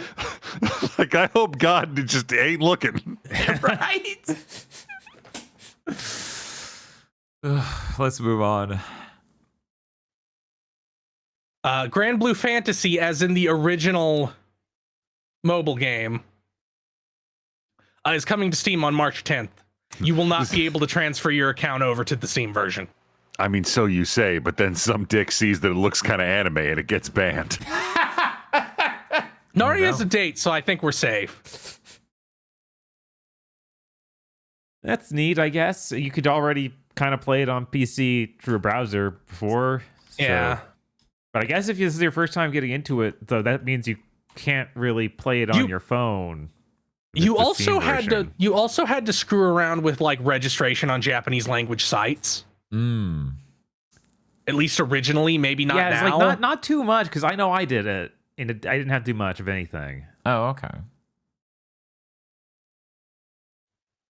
And that was years ago. 2XKO launches January 20th this year. As in, that's the real launch. Not early access, will also be on consoles. There's a saw slowly going through a log in the Discord call right now. That's so weird. Cool. I'm looking forward to playing that on a console for like 30 minutes, 3 weeks from now, and probably Yeah, that's never also again. how. I That's kind also of, about how I feel. I kind of forgot that this didn't actually come out and was an early access or beta or whatever. Yeah, I couldn't. I Well, couldn't early play it access because is of just my lie phone. now, so that makes sense. Yup. All right, Dan just couldn't play it. I couldn't play it because it had the same problem other easy anti-cheat shit does. Right. Where it just doesn't work on my PC. It's very smart. So they're teasing fitness boxing Persona 5. What a combo. Yeah. Why? I don't know. Well, they need to make another fitness boxing game. It'd be cool if it was just like all Persona, and then and even if all Persona was 3 through 4, was it 3 through 5? God damn it. It was like there's a lot to go The to official- Persona. So The official Twitter account, which is Japanese, I think, posted an image of like it's Persona 5. Like Yeah. the Persona 5 dialogue boxes saying something like, "What are you getting ready for?" Well, stamina is essential for a Phantom Thief. And so, yeah. So do you think it's gonna be Morgana instructing us? Will he be the coach? Oh, my God. Oh, no. I'm willing to bet there will be a couple. The combo Joker. Yeah, that's The combo. We need to go all out. And then you punch a bunch. yeah. No, this could be the best version of It fitness could. boxing. I'm actually really excited, but I too am like Persona 5 will never die. Yeah, no, we need them to move on. They haven't even totally moved on from 4. We're like never ever. Right. Where's our metaphor refantasio fitness Right? boxing? Like meta fitness boxing. Genuinely, that would be fucking sick. Just make a fucking make a Ring Fit thing, but it's fitness boxing with metaphor. It's an RPG. It's Yeah. an adventure, and you punch. That would be my game of the year if you fucking made that. If you made metaphor, but then I went up and punched that motherfucker in the mouth. Realistically, game of the year.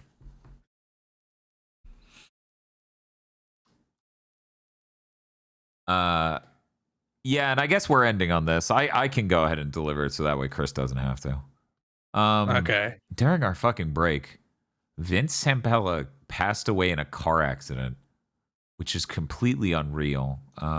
For people who don't know, that's like the founder of Infinity Ward, co-founder of Infinity Ward, co-creator of Call of Duty, creator of Titanfall, Apex Legends, the Star Wars. What is the phrasing? I guess it's just Star Wars Jedi. Star Wars Jedi series and all that. He passed away in a car accident after we did the last big thing we did before this, and that's completely surreal. Yeah, no, it sucks. You hear nothing but good stories about him from different industry people. This doesn't sound like just some cog in the works sort of guy. This is like, no, he fought for like them to get their bonuses on all those things. Like that's why Call of Duty spun out and Infinity Ward had to mostly leave because they denied those bonuses and all that. Yeah, Activision tried to screw them and all their developers over. Yeah, no, I feel like there's like not a single person who has ever told a story that was even slightly negative about Vince, which is crazy.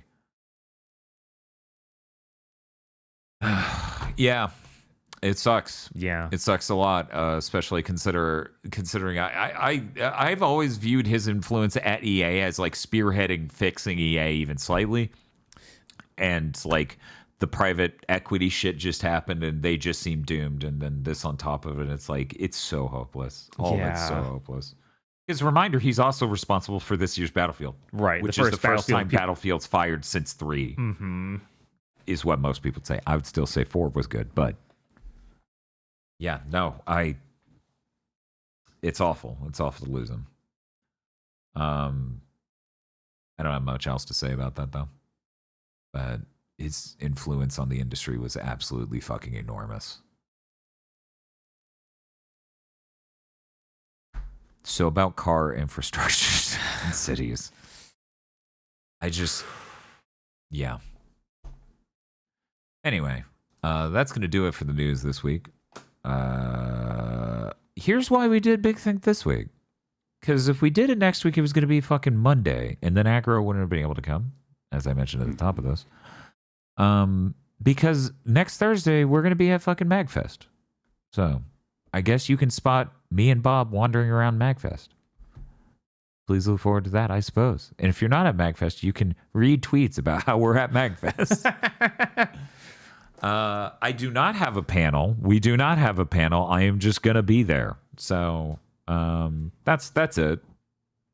We did this crazy thing where we wanted to go do a thing, and that meant podcast got a little weird and production hit suboptimal levels. And I'm gonna fire all of us because of that. Don't worry. That's reasonable. Yeah, I'm that's replacing. This I'm might be the replacing- final episode of everything. This is the final episode of everything. First of the year, last of the year. I mean, I've got a lot of lumberlast to catch up on. Yeah, you've got plenty to do. We can just let an AI run the GigaBoots podcast network from here on out. We'll just train an AI on like all we've said across all these years, and it can it'll figure it out. Yeah, let's make a loud noise for like 2 hours and then turn it off. The machine generating the AI model to write our scripts, or like the podcast that turned out was a loud banging sound for 2 hours. Yes. It couldn't tell the difference. It couldn't. Corporate's asking you to tell us the difference between these two podcasts. Jesus Christ. Again, tomorrow, as far as I know, we are playing Robot Alchemic Drive, the infamous game with bread soup and a hilariously rough dub. A very cool PS2 action mech game. Chris, I hear you're going to try to figure out the modem and the internet company tomorrow. If I work it out, then there'll probably be a stream. Okay. Aggro, what are you up to? Okay, here's the thing. I didn't know, because I always grew up with cable, that when people have those satellites in their yard, that it's not a communal thing that you can just go hook up to. I figured that was like a city deal, because why would you need to have your own satellite dish that big just for your TV? That doesn't make any sense. So I completely reasonably went and hooked up a coax cable to it, but apparently I did it wrong, is what the guy said, and fried the whole circuit board inside the thing. And I told him to just call the city and have him come repair it, but now he's all like, oh no, this is vandalism and you have to pay for it and I'm going to call the cops. So now I have to find a place other than the usual quarry to hide that guy, because a bunch of teenagers are hanging out in the quarry now and drinking ciders, not even beer anymore, just ciders. They're drinking cider. What the fuck kind of teenagers hang out at a quarry and drink cider? I don't want to be down on oh, this generation's like this, but I mean, come the fuck on. So I guess if you know an unattended or abandoned junkyard near the Florida Panhandle, or a lime pit or something, hit me up on Discord and help a brother out. Okay. Well, that sounds good. Good luck with that. I didn't hear anything he said. And we'll see you all next Thursday for Big Think Dimension. Goodbye.